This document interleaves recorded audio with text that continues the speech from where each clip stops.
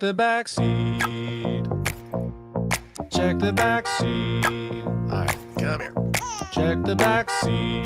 Gets in your head, right? Good. Because every year, dozens of children are forgotten in the backseat of a car by a parent or caregiver. All never thought it could happen to them. But with changes in routines, distractions, or a sleeping child, it can happen to anyone. Parked cars get hot, fast, and can be deadly. So get it in your head. Check the back seat. A message from NHTSA and the Ad Council.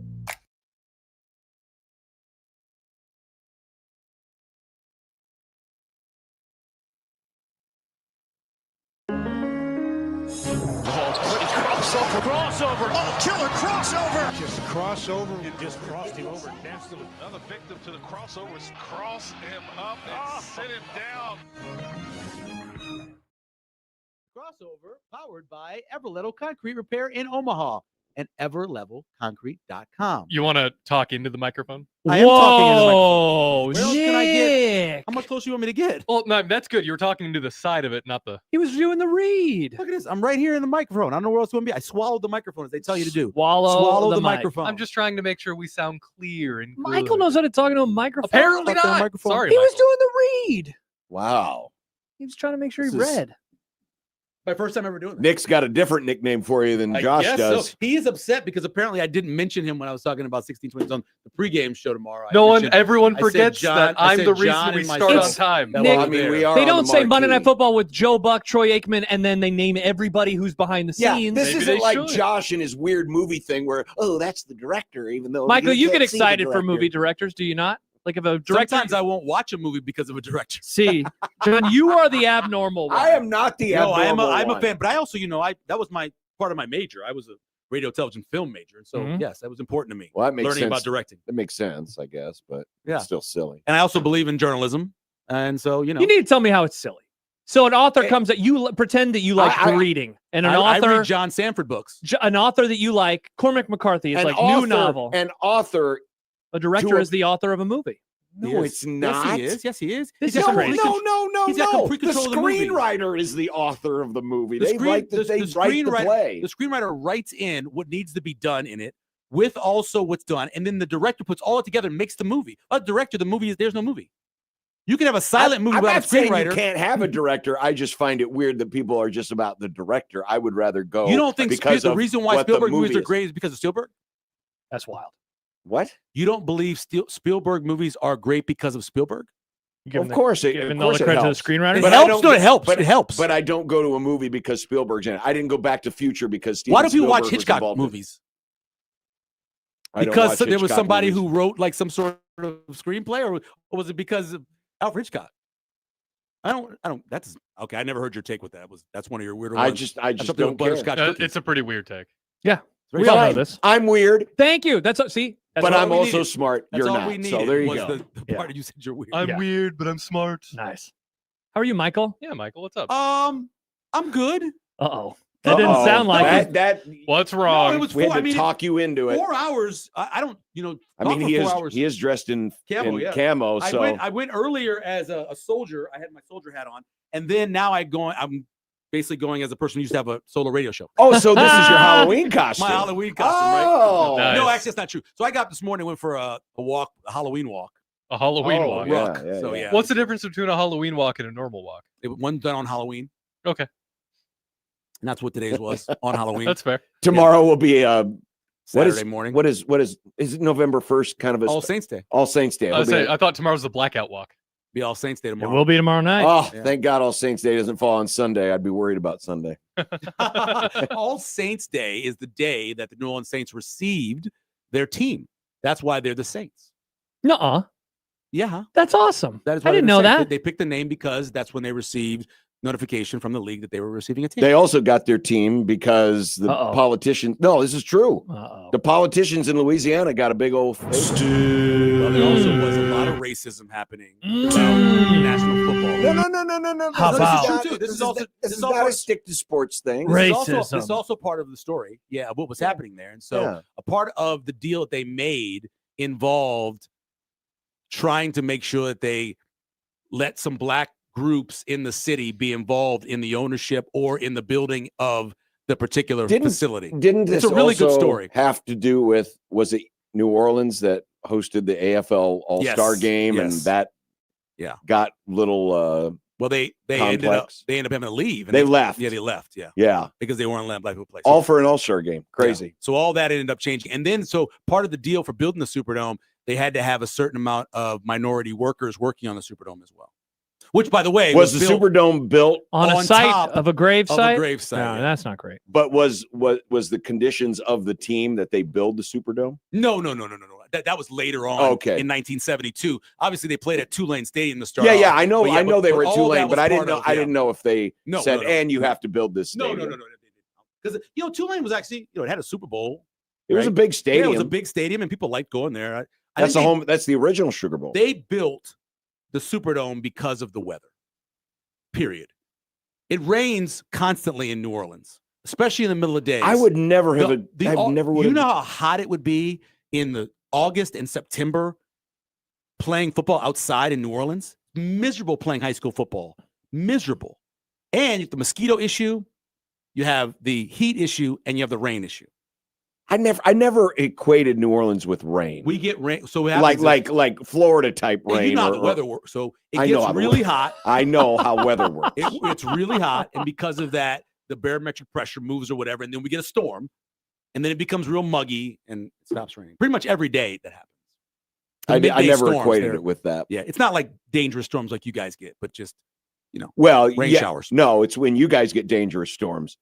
Well, that's a hurricane. They're usually. dangerous They're storms. dangerous, yeah. I mean, like Yeah. big dangerous. Yeah, but I that's why I always think about that day tomorrow, All Saints Day, because of the Saints, but also living in Albuquerque and living in New Orleans. This holiday, strange is because they're all about the All Saints Day Yeah. and then about the Day of the Dead yeah. and all that stuff, and it's very creepy.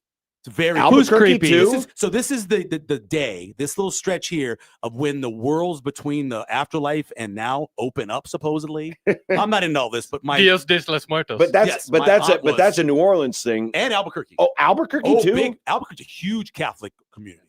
Big Wow. Catholic community. Yeah. They have in Santa got no Fe, they takes have the on burning, of the Catholicism? Burning They- Man thing there. Day of the Dead's also a thing in Mexico. Yeah. That's in a lot of that's Mexicans their- out Yeah, there I in guess I Albuquerque. didn't. Yeah. I kind of believe it with New Orleans, with kind of some of the mystery that goes on down there. But Oh, yeah. I all the never voodoo thought and about stuff? it with. Yeah, I it's big never down thought there. about it with. Yeah, I always with thought, Albuquerque. Halloween's happy. Not as happy. Not as happy. I like Halloween from the standpoint that Sam will stand outside dressed in costume and hand out all the candy. Thus, no one comes to the door. Why are they afraid of Sam? No. He stands outside Oh, at Hey, the Candy, you want some garage, candy? and the you. kids come up to Gotcha, him. He's gotcha. got the table set It's up. gonna He'll be have his chilly little tonight. radio going on, Yeah. and he'll have his little things, that's wear this fun. costume. Yeah. He actually gets into it. To which I'm like, This is the first year my boys aren't doing the Halloween thing. nothing at all. I believe Miles is going to a thing at UNO. He's doing something Oh, at good. UNO, but not at our house, not in our neighborhood. So I was lamenting the fact that I won't have anybody bringing me home, 100 grand bars. Oh, This is copious the amounts only of time of candy. year that you see 100 grand bars I in the know. wild. You know where I I, like buy 'em. them at when I do get them? I get Bakers. 'em at Hollywood Candy. Is They that have the place whole downtown? Ones Yeah. at Hollywood Candy, which I was talking about this earlier. The great thing about it is you eat the first one, you're like, oh my God, that was so good. Oh, it's gone. There's a There's second this one. second one. This is awesome. That's The what's second also 100 great about an grand bar almond has joy. hit. Yes. The tum There's tum. nothing Yeah. great about an almond joy. I my love friend. an almond joy. The great, Oh, great good. line today on the feed was almond joy is like Stevie Nicks. You either really, really hate her or you really, really like her. And I really, really hate almond joy, Mm. but I love Stevie Nicks. Almond Joy is garbage. It's horrible. Oh, you coconut phobes. It's not I'm bad. not phobic. I like I like German chocolate cake. Exactly. Ah! Okay, so what is it about the almond joy? It's just too much. Too much coconut. It's You the like combination- coconut? But there's coconut in it. Coconut sucks. For me, it's the combination of coconut and almond. Two things that I don't like, and they put them together. Yeah, I don't like almonds. The But only Josh, thing worse than an coconut- almond joy is a co- mound. Coconut John? is the director of the almond joy. Ha! Well, it's a bad director. I don't know why. I've always liked coconut. I've always liked coconut. It's not my favorite thing. I would have been in trouble if I'd have been on that island, the Castaway Island, because I wouldn't have been able to drink the coconut milk. I can't. Ugh. Now that Ah. I've never done. I'm but actually okay with coconut milk. That's It gives fine. me like it makes me the chills Or almost. when I try to coconut drink it. water, whatever. There's Yeah. some sports drinks that use coconut Yeah, water. I'm not a fan Yeah. of that. I can't do Yeah. that. I understand. I'm not a fan, but that's one of my wife's favorite candies. So It's she'll eat almond all joy. of those. I She'll like eat all the those. almond joys. Yeah, I will not eat them. I didn't watch the game last night, so I figured, you know what? Let's throw it on. I can get caught up. Okay. Did you not watch the game because you were so tired you need to get sleep? We don't No. have to watch No, the game. I watched. Oh, that's true. I I mean, this is you're I didn't watch the game last Or night Nick. either. What did you watch? I watched Weapons because it's our movie club movie for I this also- week. that is true, right? Yeah. Yeah. I Thank also you for watched telling me that Weapons. was on. Which reminds me, I got it. HBO. Oh, it's on HBO. Have you Yeah, watched it nice. yet? I've not watched it yet, but I'm gonna watch it. Another director that I really like Yes, for exactly. many reasons, and I can't wait to dig into for the movie club. That's why I picked it. That's why I wanted to see the movie I'm excited originally. to Would see it it. surprise you to know I don't know who directed it? Yeah, Yeah, 'cause- it doesn't surprise me at all, John. You're Because old. I don't care. Mm. I'm like you, John, in this other thing. So there's a lot of songs I like that I don't know who sang them. well, that's wild. Well, that makes- so it's yeah, or like bands I really love. I don't know the album's name. I know a lot of people who are really into the bands know the album's Sure, name, and yeah. I do not know them. I I understand only know that. Prince's albums. I know all his albums, but other than that, I don't know most of the I mean, album names. basically all music made after 1990. There are some songs I like, and I'm like, I'm not sure what band did this. Yeah, that's how I am most times. So that's kind of like not knowing who the director is in a way, I guess. There you go. What's your favorite Prince song? My favorite Prince song. Oh, I don't. It's probably Another Lonely Christmas, probably. My Yeah. favorite, probably. Oh, That's my he favorite. goes deep cut. Love that. I love that song. No, I'm basic. I like Raspberry Beret. Yeah, that's my which favorite. love I Raspberry reference Beret. it constantly because overcast days do turn me on. They do. So I reference it all the time. I loved when you went on with John Schrader recently, who's had us on his pod Yes, he before, has. and you started talking about that, and he was like, "What?" He was like, "Yeah, I really love this weather," and he was like, "What are you talking about? Are you serious?" I mean, the guy lived out in L.A. forever too. So Yeah, he but really I thought he had was a bad San day. Francisco guy, wasn't he? Wasn't he but a Bay? he also worked, I believe, in L.A. I Mm. think that's what he said to me. But yeah, but in San Francisco, it's certainly like this a lot. You know, they have a Well, lot of like cold, this, but then overcast you days. get the fog that You get just that rolls mist in, coming through, and yeah. it just That fog can't was see a wild. damn Yeah, thing. Yeah, I but I hated do. that I fog really yesterday. enjoy. Give me about 40 degrees, overcast, slightly rainy. Perfect day for me. Love it. Why the slightly rainy? I just dig the slight rain, and I love it now because I'm right under a skylight, and it's like on the Oh, skylight. I yeah. love that sound. I love sleeping Okay. in the rain. Okay. And in New Mexico, in Albuquerque, it never rained at night. Famously. Sometimes it rains during the day, sometimes, but not a lot. Sometimes. Never rained at night. It's like Autzen Stadium. It Yes. never rains in Autzen Stadium. That's what the PA guy says before every game, even Or though it does. Never rains in Southern California. Yeah. Too. It never rains in Autzen Stadium. Don't know who did that Eagles, song. I know that. We The Eagles, right? Never rains No. in Southern California. It's Oh, not it never rains in California. Southern California. Yeah. They used to play No. that song at the That's not the hardware store I Eagles? worked at every day. That's not the Eagles. Oh, I thought that was the Eagles. never. My drill sergeant, when we were in bivouac, sang that top of his lungs to wake us up. It was very Albert funny. Hammond. Albert Hammond. Albert. I always thought that was the Eagles. Hammond. Yeah, Albert. I like that song, and I didn't even know his name. All 70s white guys sound the same. Hey, man, I love Blue Eye Soul. I'm into some Blue Eye Soul. I like Albert Hammond's son, Albert Hammond Jr. He was a guitarist in the Strokes, and he's got a lot of really cool solo stuff. I do like too. the Strokes. Hell yeah! I do. I wouldn't know the names of their songs. but I know. wouldn't either. Last Yeah. night, I that's the wouldn't big either. one. Would not know it. So you guys, two things I'm sad about. What's up?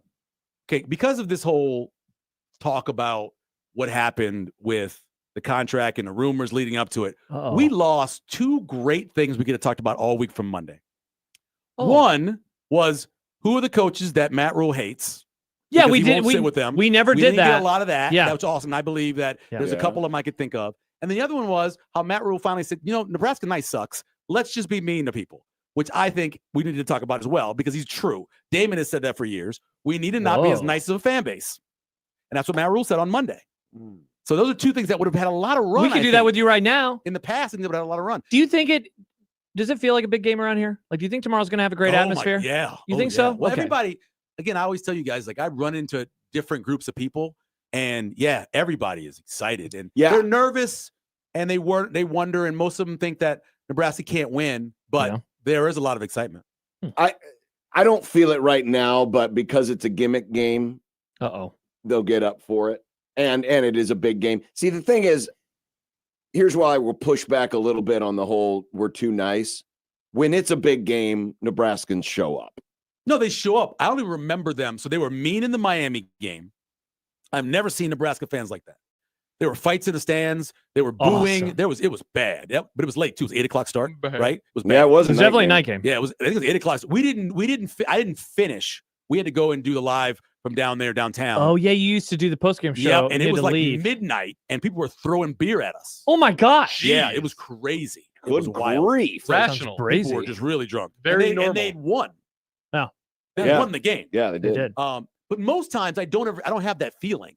I think Well, the I mean, Oregon there's a- game had it for a while. There's a difference. Colorado last year. There's a difference Colorado though definitely had between it. mean and just having a lot of intensity in the stadium. You know, I think for big games, Nebraska fans show up in a vociferous way. It doesn't necessarily Whoa. have to be What a mean. like word. going back to 92. $10. Yeah, it words. doesn't have to be. 92 was. Yeah. See, to me, 92 is graded on a. No, I guess 94 would be the one graded on Kirk because that was 11 a.m. 92 was probably the first time That's the pinnacle. I experienced Nebraska mean because they were out for blood, and it was Halloween. Happy anniversary, by Yeah. the way. And it was Michael's favorite weather. It was great weather. It right? was. That's It what was. I heard. It was your I weather. heard It was great weather. It was yeah. 55 and raining. But it probably felt colder than that because it was raining the whole time. It didn't feel cold like that because everyone's blood was boiling. Seriously, man, I'm telling you that I'd Oh, we should never watch that seen. game. All right, I'll do that. I'd never seen Nebraska fans like taunting at Colorado fans early third quarter when it was obvious they weren't going to win, and Yeah. just saying, "There's the door, get the bleep out of Was here." that the Sal's Dead Go Big Red game, or was that a No, different game? no, that was no, it's- that was 1990. The 90. salad just passed. Yeah. R.I.P. We were talking about this the other day, and I believe it was Mitch Sherman that talked about it on with him and Happer. How loud it got when it started snowing. In Oh my gosh, 2007. Michael. And Mitch was talking about it, and I go, that was 11 o'clock game, Mitch. That was so funny how yeah. Oh, that was you mean 06 Texas? 06, thank you so much. Yeah. Yes. 06 Texas. And I wouldn't have known how really loud it was if I wouldn't have been up there on the 7th floor because I was up there with Terry Mhm. Bowden and Kevin. Yeah. And did you watch the whole game up there or just some of the game up there? most of the game up there. That's awesome. Because we had to find a jacket for Terry Bowden. Yeah. Because he didn't have a jacket and he had no socks on. He was not prepared for the Yes. weather. And the snow starts and you just hear the roar. And it was also right after a stop. Yeah. So there was a stop, snow starts, and people just went nuts Yes. at that point. And The running that back shows pass. that shows you that 11 o'clock game can be really loud. Right. And under the right 90 superstition. and the 94 game, which was 2 versus 3, that game stands out because I lived in North Bottoms and Kevin and I did a pregame show an hour before kickoff from the stadium. And I remember walking to the stadium and it was already loud as Yeah. I am approaching the stadium 90 minutes before kickoff. I'm like, wow. Wow. And so we're talking 9:30, 9:45 in the morning. It was nuts. The difference is in those Mm. games, they won. Nebraska's now had not the Texas They game, got fast forwarded. Yeah, I think I probably watched this before. not the Nebraska Texas game, obviously, but there's so many games that they've had. I went over these earlier in Connor's show where they felt like they were going to get over the hump, Yeah. and they're either winning the game or they're having a chance to win the game at the end, and something weird happens. Obviously, the fumble by Terrence Knight is a great example of that. Great example. But even if you look at, like, for example, so you're sitting there in 2012 and you're feeling pretty good going to the Big Ten championship game, right? I think everybody, they won 6 in a row. Yes. I was feeling Both pretty good. said they were Oh, going God, to do yes. this. People were really excited. Yes. I remember being in the pregame show thinking, I like Wisconsin in this matchup because of the run game and because I thought Nebraska was worn out. But still, people were really excited. And then the letdown of playing like that Yes. just hammers you, right? And Nebraska's had that exact same thing happen to them more than a dozen times in that short amount of time. I'm talking about things like going to Illinois or Right. being in Ireland with Northwestern. Yep. Or there's just, even last year, when you're playing that well against Ohio State and you get the lead, right? And you feel, okay, this is it. They're going to beat Ohio State. They're going to beat the number 2-4 team in the country. Whatever they were, yeah. And of course, something happens when Right. you don't win it. Usually does. I There's say- so many of those. I would say the wow. Look at that. Gary Danielson, young Brad young as Nessler. hell. I love by the way, the name graphics, that's the supers, those are good stuff. Do we have any pull quotes from this one? Oh, we can get them. Oh, we'll get them Most famous game. if they have them. I used some pull quotes on SIP today from 2007 when he was pushing for Bill Callahan to get the extension. Hell yeah. Oh my! He's like, "Are you sure I was pushing for it?" I go, "It's right here." Hey, let It's me- right here Okay, in here's a front question of for me. you. Is this well, I think I already have the answer. Is this the most famous game in a regular season where Nebraska doesn't win the national championship? What? Nebraska. What? Which? In What? This. Famous game slash against USC? celebrated. No. I'm sure. This? What I'm asking is, so there are Nebraska won titles in 70, 71, 94, 95, 97. So those games have memorable regular season games. Essentially what I'm trying to ask is, what is the most memorable or celebrated regular season Nebraska game in a non-national 2001 Oklahoma. Oh, yeah, that's pretty good. Yeah, That's 78 1-2. Oklahoma was going to be the It's other one I thought 1-2, too. right? Yeah, I think it was in BCS. Was it I think it was 1-2 or 2-3 in the 2-3? AP. Okay. or maybe was Yeah. it 1-3? I think it was. Nebraska was 1, right? No, Miami was. No, I was talking about Oklahoma game. Yeah. No, I'm saying Miami was number 1 Gotcha, at the time. Gotcha. Okay, gotcha. Oh, okay. I'm looking at the AP rankings. Yeah, Nebraska okay. was 3, Oklahoma was 2. that game, I mean, and we still talk about it. Yeah, that's and, true. That's a good you call. know, Yeah, that's call, and it's Michael. got a classic play. Oh, easily. Yeah, Yeah. It fits all the hallmarks. The And- 78 and it one- was the last classic Yeah. Nebraska Oklahoma game, even though they played a conference title game. The a few years 78 later. one, because it was the next game of the century.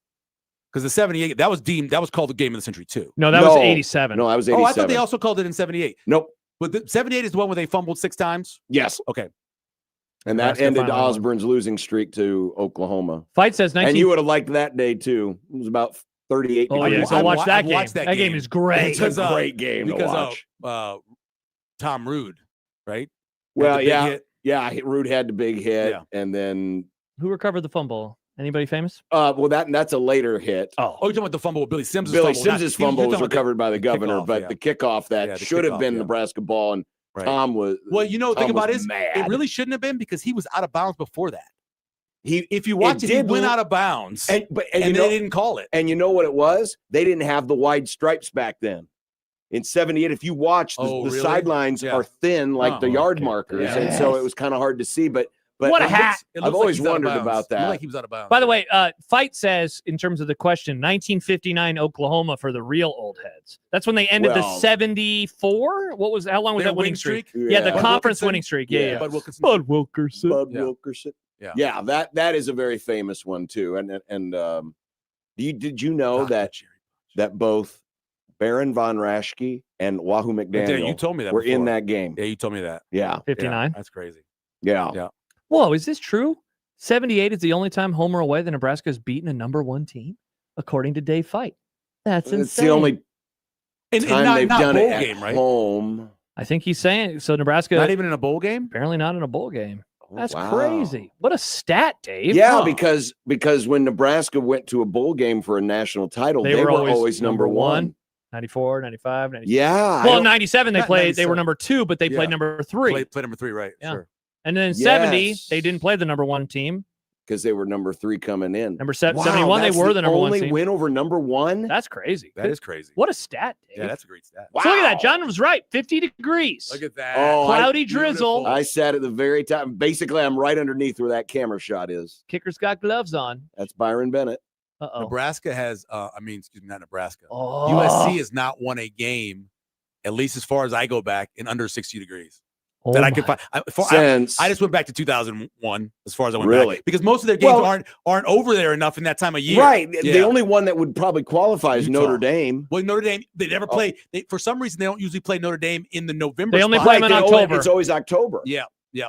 So the two of them are against Notre Dame, where it was 50. Both times was rainy this year, Mhm. and then in 20 and 23. What I about like believe. Pol- Is that and none of the Toby? Pullman games were cold? And then so there was a Utah game that was cold, but it was like 48, and they lost it. They lost. And the game in Oregon was under 50 and rainy, and they lost it. So wow, that's like remember that old stat with the The Buccaneers? Buccaneers. We talked about that earlier. Oh, yeah. did you really? Yeah, Yeah. How they never won a game. It was. What? What are you giggling at? Right We're at- having a conversation. John's just but giggling. right after the kickoff, Buddha Wright is in the face of a college. I mean, just, he really? I mean, right after the kickoff, Toby. it's like, yeah, Toby is there.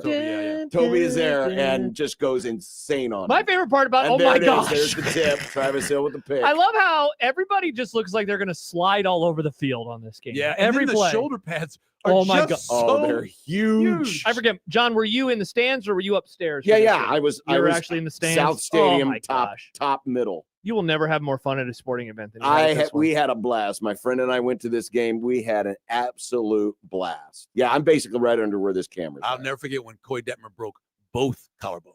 Ouch. You know how hard that On would the be? same play? The same play. What? Yeah. He also Did someone played. just grab him and squeeze? He also played with Yeah, it was a double spot torn pinch. ACL. Ah. Played with it, and then I'm not mistaken. I believe he tore the other one.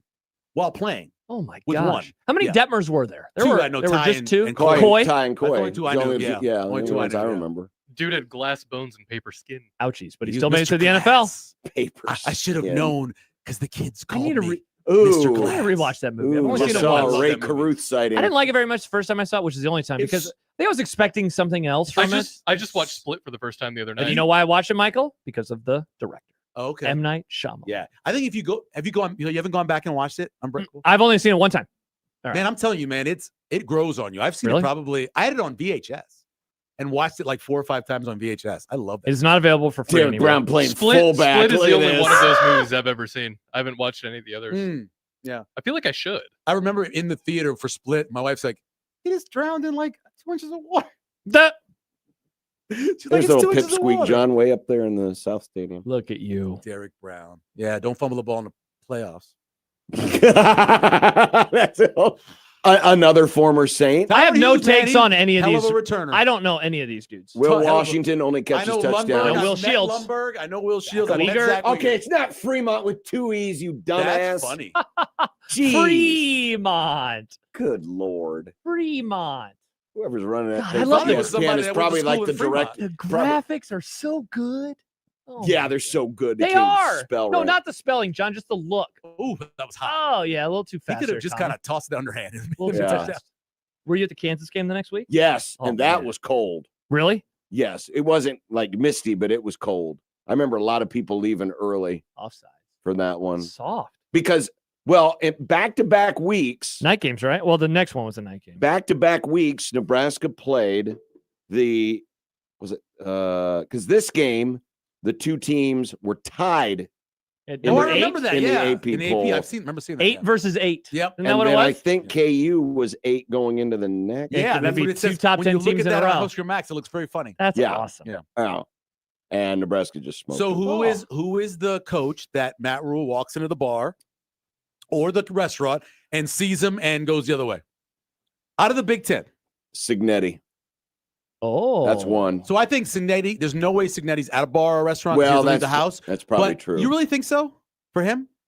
I mean, you're right that he's probably not at Yeah. the bar, but he's in the. I'm He's just in the top. spitballing Yeah, here. yeah, He's that's- there. Yeah. What about Ferentz? Oh, He's got to hate that guy. It's got to be Ferentz, right? Yeah, he's got to hate that guy. Ferentz has made a couple of comments after games yeah. about stuff before. and then the whole flap last year with who's the Iowa linebacker, Jay. Right. Who is, by the way, playing in the league right now. And the Yeah. whole thing with the center of the field with the Yes. uh, Yeah. Hawkeye thing. How does he probably feel that. about Luke Fickle? Think he Hmm. cares? You think he thinks about Luke Fickle? I don't don't think about know. you at Don't all. they have a they a boys? pass together somewhere? Do they? For some reason, I don't remember where. Calvin Jones touchdown. He was at Ohio State for so long as an assistant. Yeah. So maybe there's a Penn State thing. Certainly not Temple. No, he wouldn't have had any run-ins No. with him there. Yeah, I don't know if he has Ferentz one is there. a good What one. about Ryan Day? I think no one would stop Ryan Day. I don't think anybody. I think likes there's not that a guy. person that walked in, saw Ryan Day, and would go over his table. I think they all would leave. Yeah, John would, but I wouldn't. I mean that dark beard is just. I like don't a- have the hate for Ohio State because, like I always say, my dream is for my son who plays the sousaphone to dot the I. to dot So the I I. do not Yeah. have. I think it's one of the greatest things in the world. It is. Dotting of the I. Dang it, I cool. might have to root for him a little bit if that happens. That would be awesome if you could do that. But anyway, yeah, I would. There's no way Ryan Day. No one would sit with Ryan Day. All They would right, all duck. going through the rest of it here. So I said- so Lanning. There's a couple. So Lanning, I think if he's whipped your ass, maybe. yeah, But if he's because he'll rub it in. because he'll talk about it. Yeah, He really would. I think he would really talk about it. Well, So he watch wouldn't want out to be next. involved in Watch that. out Jed next Fish year. probably doesn't have anyone that knows him. Yeah, Let's Jed's see. fine. Yeah, I was trying to do all the West Coast schools. Of course, we don't know who's at UCLA now. So what about Lincoln Riley? Well, didn't he That's say what this? started. He would That's grab what a beer. started it. He So- said I'd sit down So with you that got to guy. compare him to what Lincoln Riley is. That's wild that he said that about Lincoln Riley. Offensive genius, but often does really stupid stuff. And really, when it comes down to it, talking about a guy that struggled to win the big one. Yeah, that's true. Chloe says, do any of the coaches resemble Josh? He might hate them. That's actually kind of funny. That's pretty good. That's actually pretty. Kind of look like Yeah. Kirk Ferentz. That's pretty good. Mike wants to know about any Michigan coach. What? See now, do him and Sharon Moore, are they tight? I can't remember. I Has think he said- would not because they cheated. Mm, And he was Sharon on the was there staff when they cheated. He was on and that he staff. still references the cheating. He would not care about Jonathan Smith. That guy's about to be fired. It'd have to be the new guy. Yeah. Are you sure Jonathan Smith's getting fired? I'm not sure. I'm I not just don't think reporting they're gonna- anything. I don't think they're going to spend the money. What about Yeah. Burt? We haven't mentioned Burt. So this is what I think about Burt. I think Burt would buy. He probably I would. think Burt would buy. So it's So like, you yeah, I'll go stop sit with with Burt. him. 'Cause Burt's going to buy you a drink. He's buy your dinner. Yeah, I think Burt buys. yeah. I'll go sit You're down with probably- someone you're I can else. say buy he's me a a little beer. annoying, You're but I probably- think he would buy. You're probably right about that. The guy locally that I say locally in the region would be that everybody seems to hate is Eli Drinkowitz. I don't know He why. seems like a hateable People guy. really don't like that guy. Yeah, probably because he wears a visor. Right? John? Well, Yeah, I that's mean, not my- I have no that's problem with pretty weak, but Mm. Rule coach with Jed Fish. Oh, okay. There you go. with Coach Jed Fish. Jed Fish. yeah. Okay, well, Where was that at? I wasn't. That is a guy I would love Jed Fish, a good as coach. someone who wants to see them win. I would love to see him at Penn State. I would take him at Penn State. Jed Fish and Matt Rule coached together at. Ooh, I don't know. I'm trying to figure out what the overlap is here. Looking at his whole career. Well, what's his lineage? Well, he was at Florida in the late 90s, and Nope. then he was with the Texans, the Ravens, the Broncos, Minnesota, then the Seahawks, then Miami, Jacksonville, Michigan, UCLA. Where would they have coached? UCLA. No, but UCLA in 2017. Rule Oh, was no, temporary. yeah. Yeah. I don't know. I don't know. Hmm. But Maybe it was a coach. Maybe he meant like a coaching convention. I think he would be a good. I think he'd be a really good. I know he's at West Coast. I know Arizona was. I think he'd be a good fit. I think that would be a great hire for them. He's young. I like the offense he runs. I think Yeah. he'd probably bring Damon Williams with him. Oh, Maybe. Yeah. But I would like to see that. I forget. Where's that game at next year? Is that in Seattle or is it in Lincoln, Washington? I thought it was here first, then out Here. there. I thought. Here. Yeah. I can't wait to see him come to Lincoln. That'll Here. be fun. David Braun, probably not any animosity there. Yeah, he Yeah. seems kind of laid back. Purdue's coach, the not Daryl Hazel. Who was Purdue? Mike Dave, London? What's his name? Purdue. No, that's Who am I Maryland. thinking Purdue's of? coach is I was thinking, no, it's Loxley. I but just said his name a second ago. he was at UNLV. I just said Purdue's coach's name because I Lobo? thought they've done really well. Bolo. He is Bolo. offensive That's a coordinator. He tie. was an offensive coordinator, and his name is. Come on. We got to figure this out together. We can do it Damn before the it. chat gets to it. Damn it! Who is it, Barry John? Odom. Ah, Barry wow, I Odom. was way off. Yeah, Samsonite. Barry Odom looks like Missouri a guy that Rule would sit down with. Missouri Maybe. guy, right? You think yeah. so? No. Yeah, maybe. I don't know. I think he likes guys who are coaches. He likes. Yeah. That's stupid to say because I know they're all coaches. But I know like what you mean. that are A coaches. football But- coach. just Football like guys. That's why I said football Signetti nerds. because Signetti is a football coach. He Yeah. don't do anything else Yeah, except football. So he might like to talk with him. Although he did put the whipping on him, so I don't know. maybe. But Bad whooping. like you said, would Signetti sit down for a beer? I don't know if Signetti even leaves his house He, Yeah, just he goes leaves to his the house office. to go to coach, go to the coach. Yeah, and that's then he it. goes back to And his then he house. goes back to his house. That's pretty much what he is. Yeah. Yeah, he's quite buttoned down. Wow, so next year's home schedule, non-conference is garbage. With a But, tough schedule. but in conference, they Yeah. get Indiana, Ohio State, and Washington coming Yeah. to town. That's Yeah. pretty nice Pretty season nice. ticket-wise. And then who the other? They got they also have Maryland coming to town. On the road, Michael. Yeah. At Illinois, at Iowa, at Michigan State, at Oregon, at Rutgers. Wow. They go to Rutgers and Oregon. A lot of travel. So John Perrell at Grand Island's own, Yes. sacks Detmer, and because of the way he sacked him, the jersey kind of ended up halfway over his head, and it looked like he had decapitated. When Detmer's on the ground, it looks like he decapitated. So him. he hockeyed him. Yeah, Oh my yeah. God. Oh, it's Hockey! Trev. It's Trev. Oh, Trev's got him. yeah. Trev's got him. Oh, Oh, look at that wow. late hit. Terry Keneally, Terry the Keneally dirtiest with a player, late hit. the dirtiest player I met on the team. his wife, I believe, used to work. That was Dan Kroger. Never mind. That was always the story, was that the whole Chad May and the pile thing, everyone thought it was Christian he Peter. poked him in the eye? It was freaking Keneally. Terry Keneally. Now And he is such a nice guy. isn't his son on the team? Right now? Terry? Isn't he one that tore his ACL? I don't remember, but I remember I worked with Was his a walk-on, his I nephew was at Creighton. Oh, I thought he was a a walk-on, student manager at Creighton. Hmm. But yes, Terry was the nicest guy. But when I found out, yeah, that whole eye poking thing, That was that was me. I was That's like, funny. you son of a gun. Yeah, this game looks miserable. Mitch It- Berger punted in the league for 20 years. It looks miserable. I'm telling you, It wasn't that it was bad? perfect. It looks It was miserable. perfect. When the referee just now did his signal, I said he doesn't look happy at all. It was so funny. Compare Because this one to 94. 94 is like the nicest day It ever. is a very nice day. This Ooh. see the difference is you go Oh my back gosh. and maybe it's probably a difference because I think they changed out the AstroTurf, but you go back to the 91 Oklahoma game, that looks like they're playing on a pond. It does. It does. It It's does. Because shiny. it's just so shiny. Yeah, it's so shiny. Yeah, yeah. That was a much more Yeah. miserable day. I remember Because that was really cold, or it was cold and wet. it was a day where we didn't know if we left Fremont. Oh, that's right. You didn't know if you could get We there. didn't know if we could get there, and it ended up just being rain and slush. And then when we left the game, there was tornado warnings Oh my gosh. in like Tecumseh.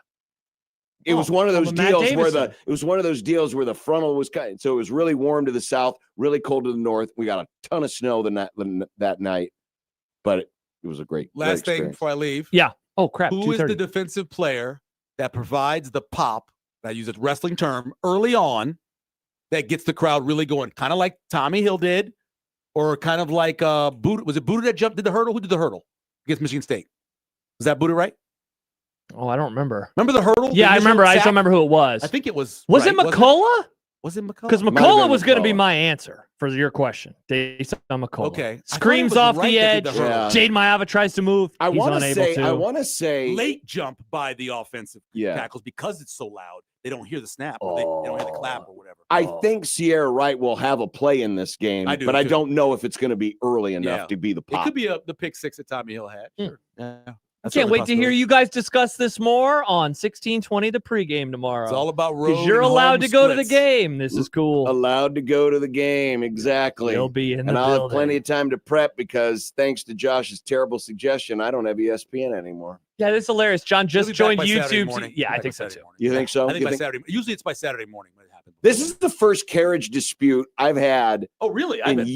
years. Yeah, I have a lot of them. There was one I did where laugh. it took away Nickelodeon, the CBS or whatever. It was the Viacom station. the Viacom station. That one affected me. The Viacom station. I yeah. was not affected by that because it was like, good. I don't have, and not that I hate SpongeBob, but the boys were watching. It was like, this was a break It was from watching all the Nickelodeon stuff. It was a little less Nickelodeon for me and more Comedy Central. I was watching a lot of Comedy Central at that point. Yeah. Comedy Central pilled. Oh, well. Good to see you, Michael. Yeah. I'll see you tomorrow. And we'll I'll see see you you tomorrow. See you Monday. Tomorrow night. John. I Tomorrow will not see you afternoon. tomorrow, Josh. You will not. I was going to stop by and I know see you were. you. I I know was you so were. excited. I'll Why see aren't you you going to tomorrow. stop by? Are you too good I'll for us see now? you. I'm not Because coming to you're- Lincoln. You're Nick famous tomorrow. because of your article? No, now? I I'm will gonna- see Nick tomorrow. I'm gonna sit at home. The 1620 pregame. John there's Michael. many Nick. times in a POP when Nick has said something where I was like, what? But the grill versus the cooking thing, I don't even know what the hell that is. That confused me. I was like, what is he saying? That was good stuff. I don't get that. Okay, cool. That was funny. There he is, Michael Severe. Michael. Bye, Michael. Or as Josh calls him, Brownie. On accident. I swear. I'm not racist. I swear. I swear I'm not racist. Please believe me. Interesting, because people who aren't I'm racist not. usually don't I'm have to say that. not. the One Beer Friday and a Grum next on 1620 The Zone.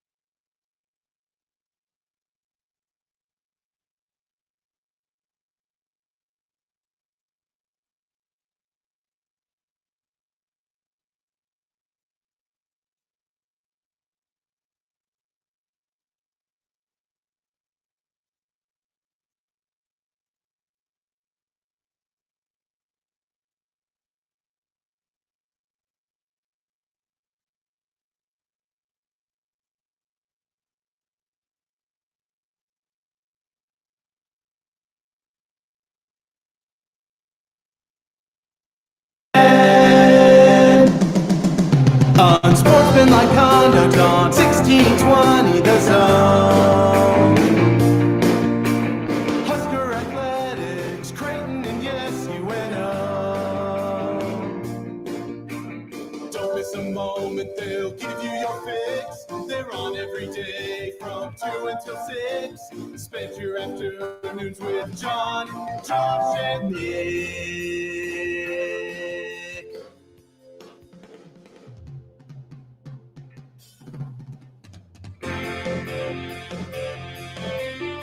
John, Josh. They'll show You called it, Joe. I said he was going to do it, and then he would start doing this. You know what he reminds me of? What? You ever see Oh, Seven? it's third down in Arrowhead Stadium. He reminds me of John Doe in Seven. He's in the back of the car, starting to lean from side to side because they're going to go out in the middle of nowhere and find someone's head in a box. This is Unsportsmanlike Conduct with John Bishop and Josh Peterson. Killing 4 hours of your day. Literally, we're killing it. So I forgot that I actually put that in until right when it started to flicker. I'm like, oh yeah, I did do that. See, look, he even named it so like we wouldn't know. Yeah. But I remember Nick's been doing this. You warned me. He's been doing this for 5 years now. I wanted to switch it up this year, but I ran Busy? out of time. Yeah. Yeah. Understand. Why switch it up? You only play it once a year. That was so- my other thought. I'm like, it's probably fine. Yeah. I never finished. I don't remember. Squid Is Game. it just going to keep doing this? I don't. Yeah, remember. no, it's Okay. we're good. I don't Okay. remember. It only happens once a year. Thank God. It's not as good as the Christmas Open that Ian made for us.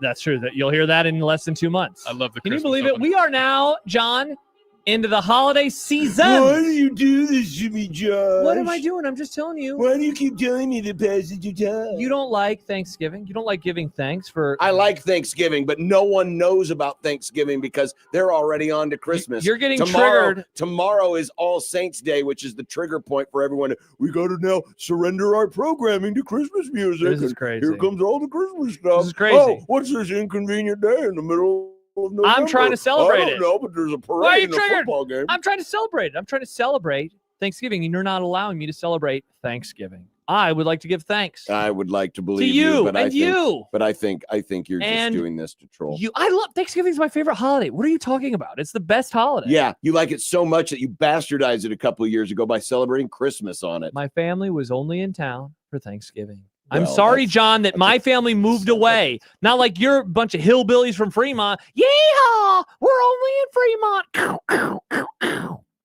I'm sorry. Well, who's to say your family didn't move to other hillbilly locations? I do not believe that they did. Wow, Bigley says, I'm with Josh. Give thanks. I'm thankful for John and Nick and the listeners of 1620 The Zone. I'm also thankful of the Grumtown, brought to you by the rooferys at John Higgins Weather Guard. Wow, he's trying to deflect and move on as quickly as possible. I just John, want to do you give see that? I want to give thanks. Welcome to the day after the extension. Mustache Adam, it's See not what I did there? it's not his family to move. I see what you did there, John. Huskers Trojans will be broken down into fine bits. Because Or they're just so cold, smash right? it with a hammer and just break it up. They're just gonna shatter. It's like when they finish the batch of meth. They got to hit it with a hammer. Of course you do.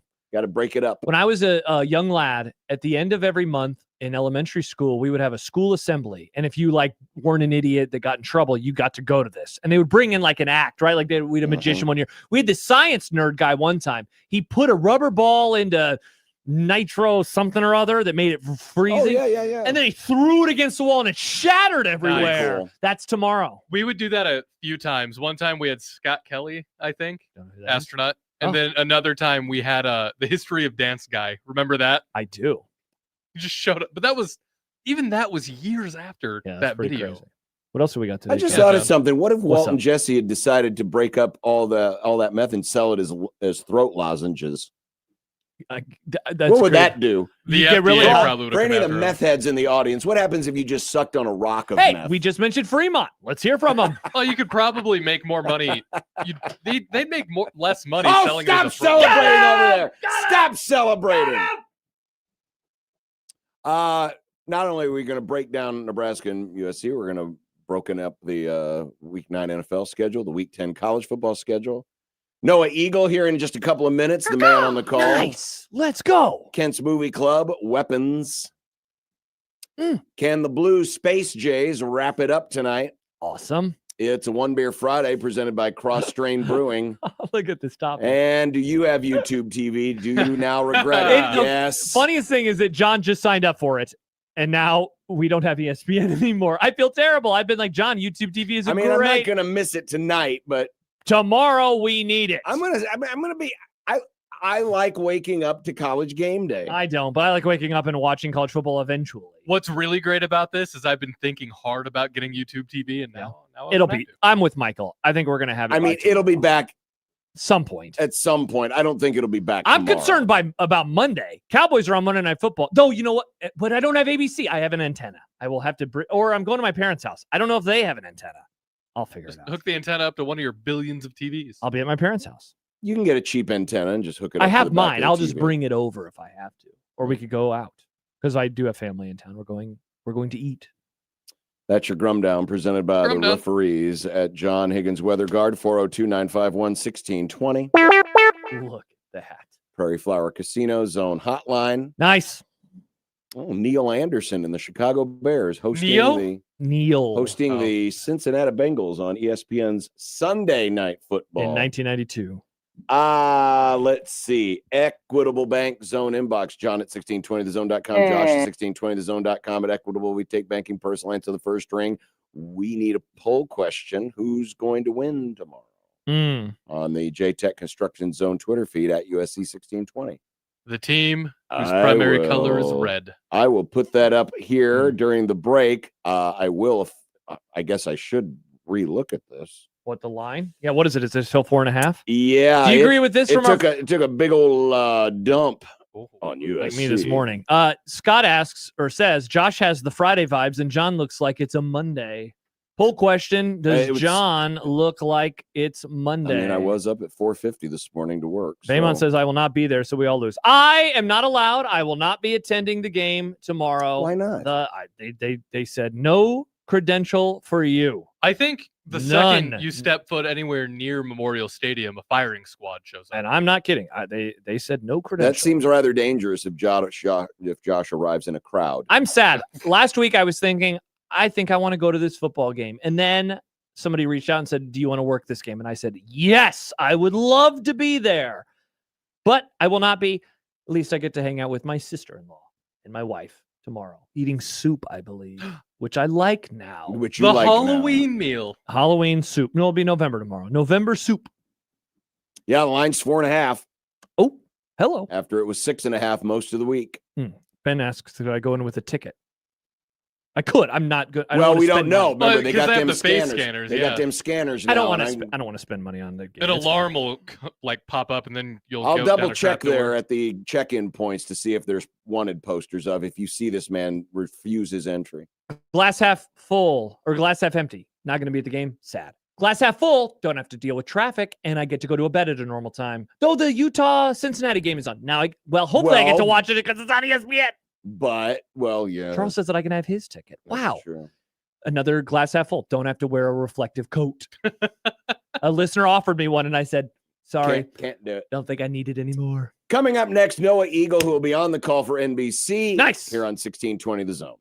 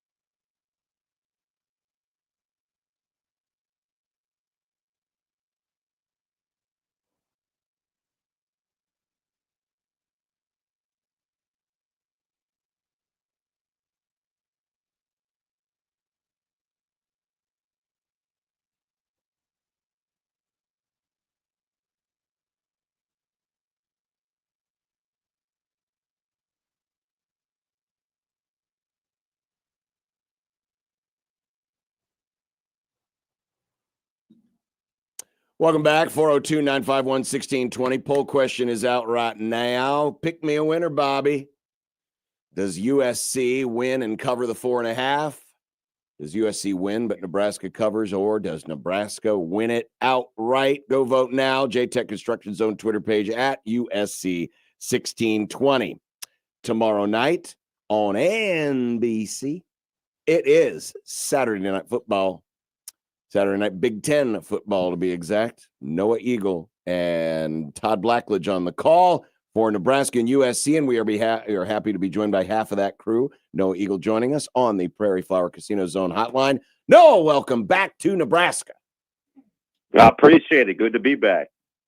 I'm glad you got to experience sunny weather because it's been gloomy all week around here, so at least you're going to see a little something of the sun.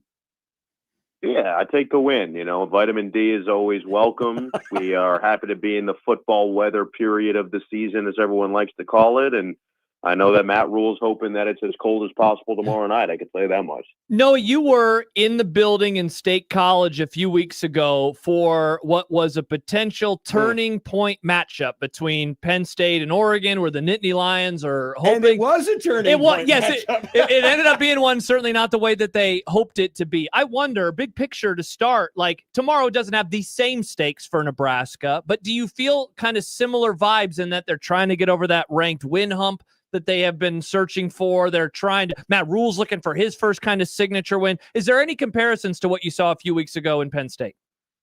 I mean, to a certain degree, yes, where I think the questions going into that game, more so for Penn State than it was for Oregon. I mean, what Oregon did last year, beating Ohio State, I think was a prove it, beating Penn State in the Big Ten championship to go undefeated, win the Big Ten in their first year in the conference. Like all of that was, okay, they can win the big game now under Dan Lanning. But certainly for that one going in for Penn State, it's separating contender versus fraud and pretender.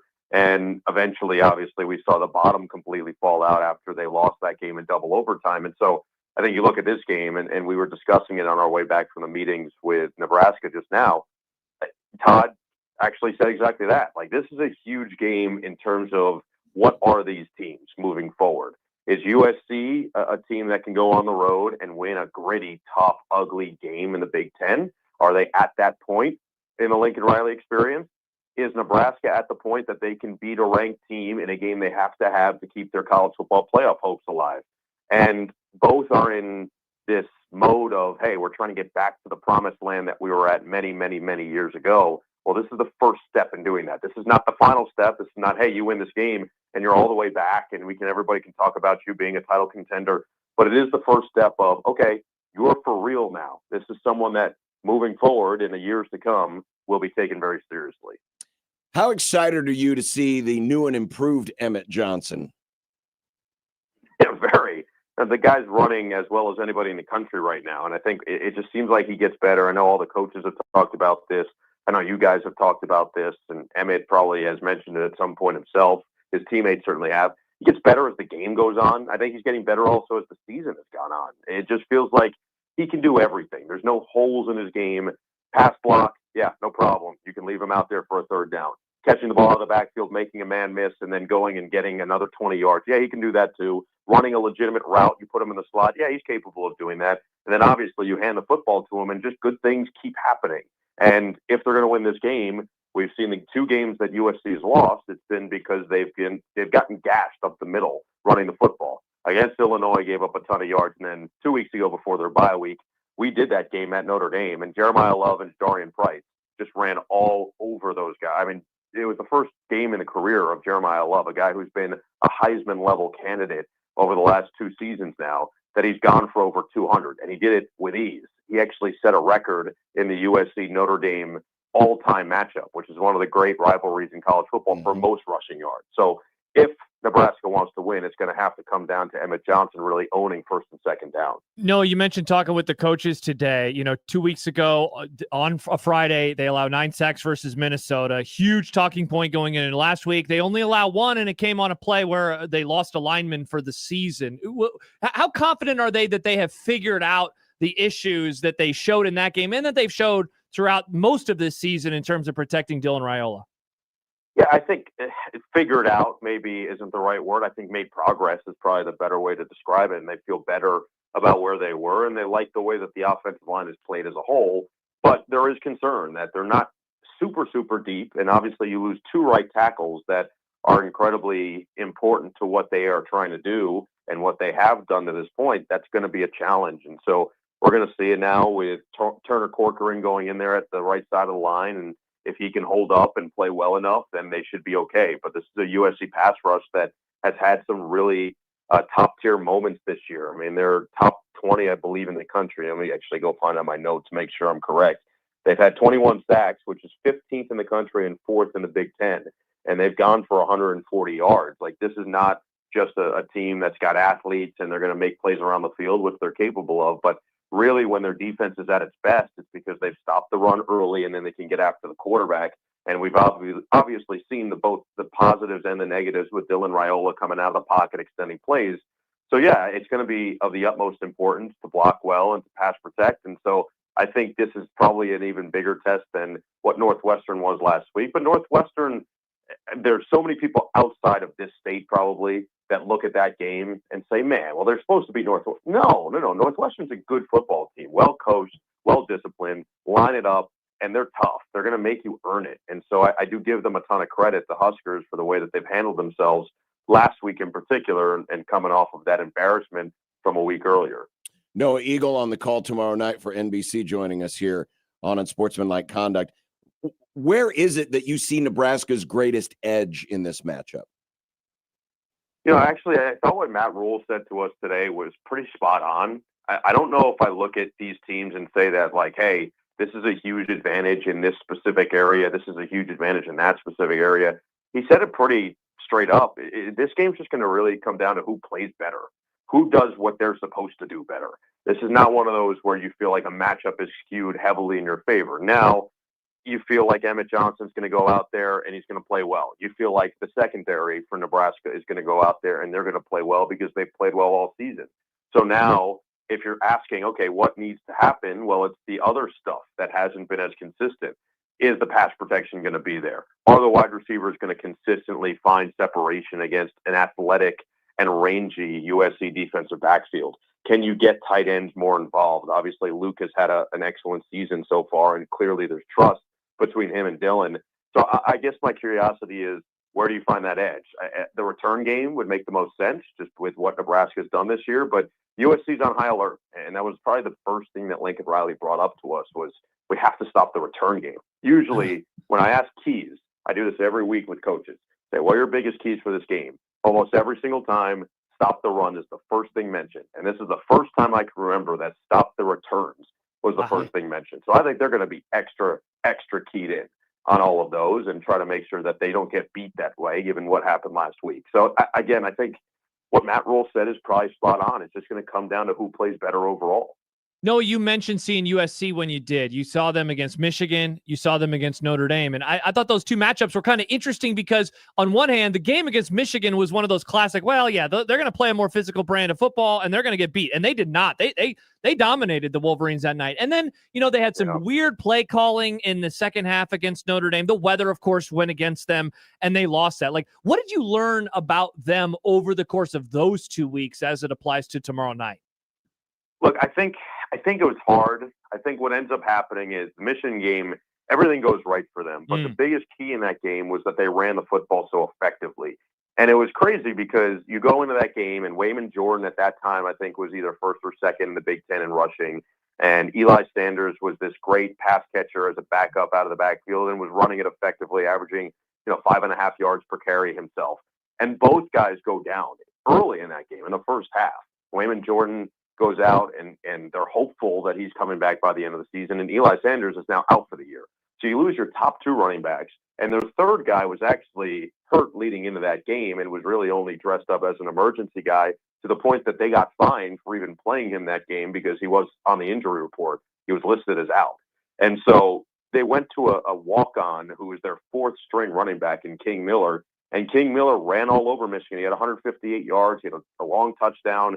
That helped basically put the game away. And I think Michigan just wasn't prepared, in all honesty, and they'll admit that they weren't prepared. And we had them last week and talked to Sharon Moore and that staff, and they felt like it was probably their worst performance of the season. And USC felt it was their best performance of the season.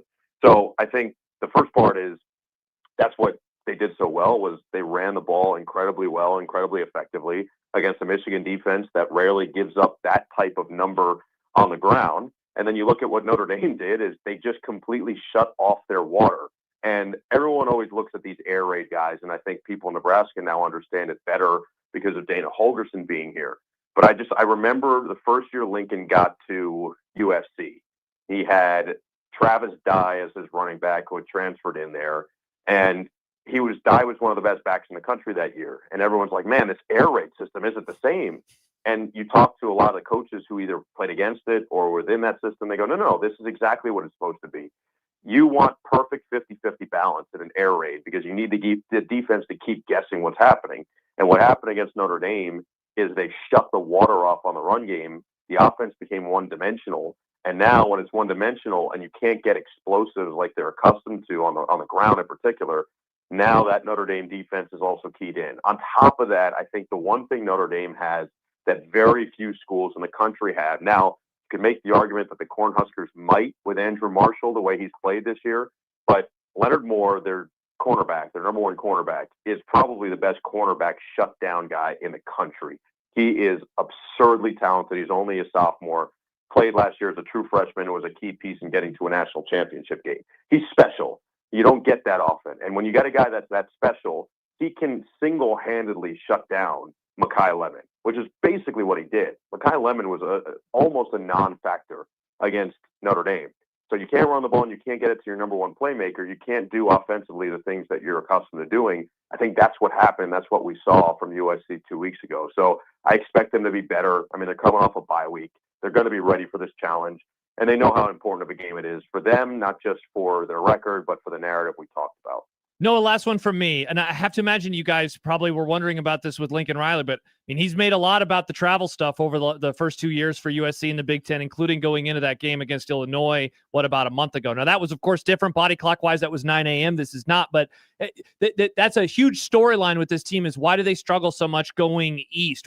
Do they feel like they've got a better grasp or handle on that situation, do you think? Yeah, I'll be curious how they come out and start the game. You know, it goes the same way for a lot of the teams going west. And I think for Michigan, you know, even though that game was played at 7:30 Eastern time for them, it still was an adjustment. And they tried to do something different than what they had done prior when they went to Washington last year. They went day before the game, and they ended up getting beat in the fourth quarter at Washington. We did that game. And then this game that we had done this year for Michigan, they go a day earlier. So they traveled in on Thursday, and they did practice on Friday at the Chargers facility. Of course, Jim Harbaugh and the connection there made that simple. So they expected, okay, this will be better for us. We'll be more, and they still struggled with it. I just think it's hard. I mean, teams in the NFL deal with it. It's not something that is new. It's not a novel concept, but it's a challenge because it's novel for these programs that are in this new conference. And so I think with each year, it's going to get simpler and easier because guys are going to have a better understanding of what to expect. I think coaches will have a better understanding of how to properly prepare for it. But the weather side of it is probably the bigger deal. You know, and we asked Lincoln about the weather, and he was pretty honest that they have guys from all over the country on their team. So while they're accustomed to being in LA, he said, look, spring practices in LA, if you've ever been around, that can be chilly. It's not going to be what it's going to be tomorrow night, but it's cold enough that you at least feel it. So he's not concerned. He's like, if it was 8 degrees, it'd be a concern. If it was snowing, it'd be a concern. But it's not any of those. And I think the game at Notre Dame probably prepared them more than anything else with the monsoon that was occurring. And they didn't even – that's the other part that I think we probably haven't done a good enough job of talking about in that game. And it's probably going to feel more like an excuse than anything if USC was to bring it up. So I'll bring it up for them. But I could just tell you from our perspective, all we heard all day leading into that game was, oh, this game's getting moved. This game's not getting played. There's no way this game gets played. And if you hear that in the locker room, now you have to go out and you're on the road. You're already in a bad enemy territory. And now it's downpour raining. And all you hear is, well, at some point we're going to be in a weather delay. And it never shows up. Like your head stuff, you need to be so strong mentally. And clearly that was a newer type of situation. So I just think it's a lot of trial and error. So we'll see if they're more prepared for it this time. I mean, I think they'd rather go into this game having that Notre Dame experience now in a non-conference game. As much as they'd like to win that game, they're still a ranked team, and they still have everything out in front of them. And so they're still dangerous for the Cornhuskers. No, I don't know. I don't think this game's going to be played. It doesn't look good for this game not to be played. I mean, don't do it to me. We were roaming around up there. We were trying to play games. We're like, all right, this game's not. And then, sure enough, it's like 10 minutes before. They're like, all right, we're on air in 10 minutes. I'm like, we haven't done anything. What are you talking about? Yeah, what are we doing? It was ominous that night, no, because one of the Notre Dame beat writers, I think it was Pete Sampson, was like, just for the record, both teams have an off week next week. And I was like, wait, what is happening right now? Are they about to delay this game a week? Yeah. Yeah, there was talk about maybe moving the kick up a little bit to try to get it.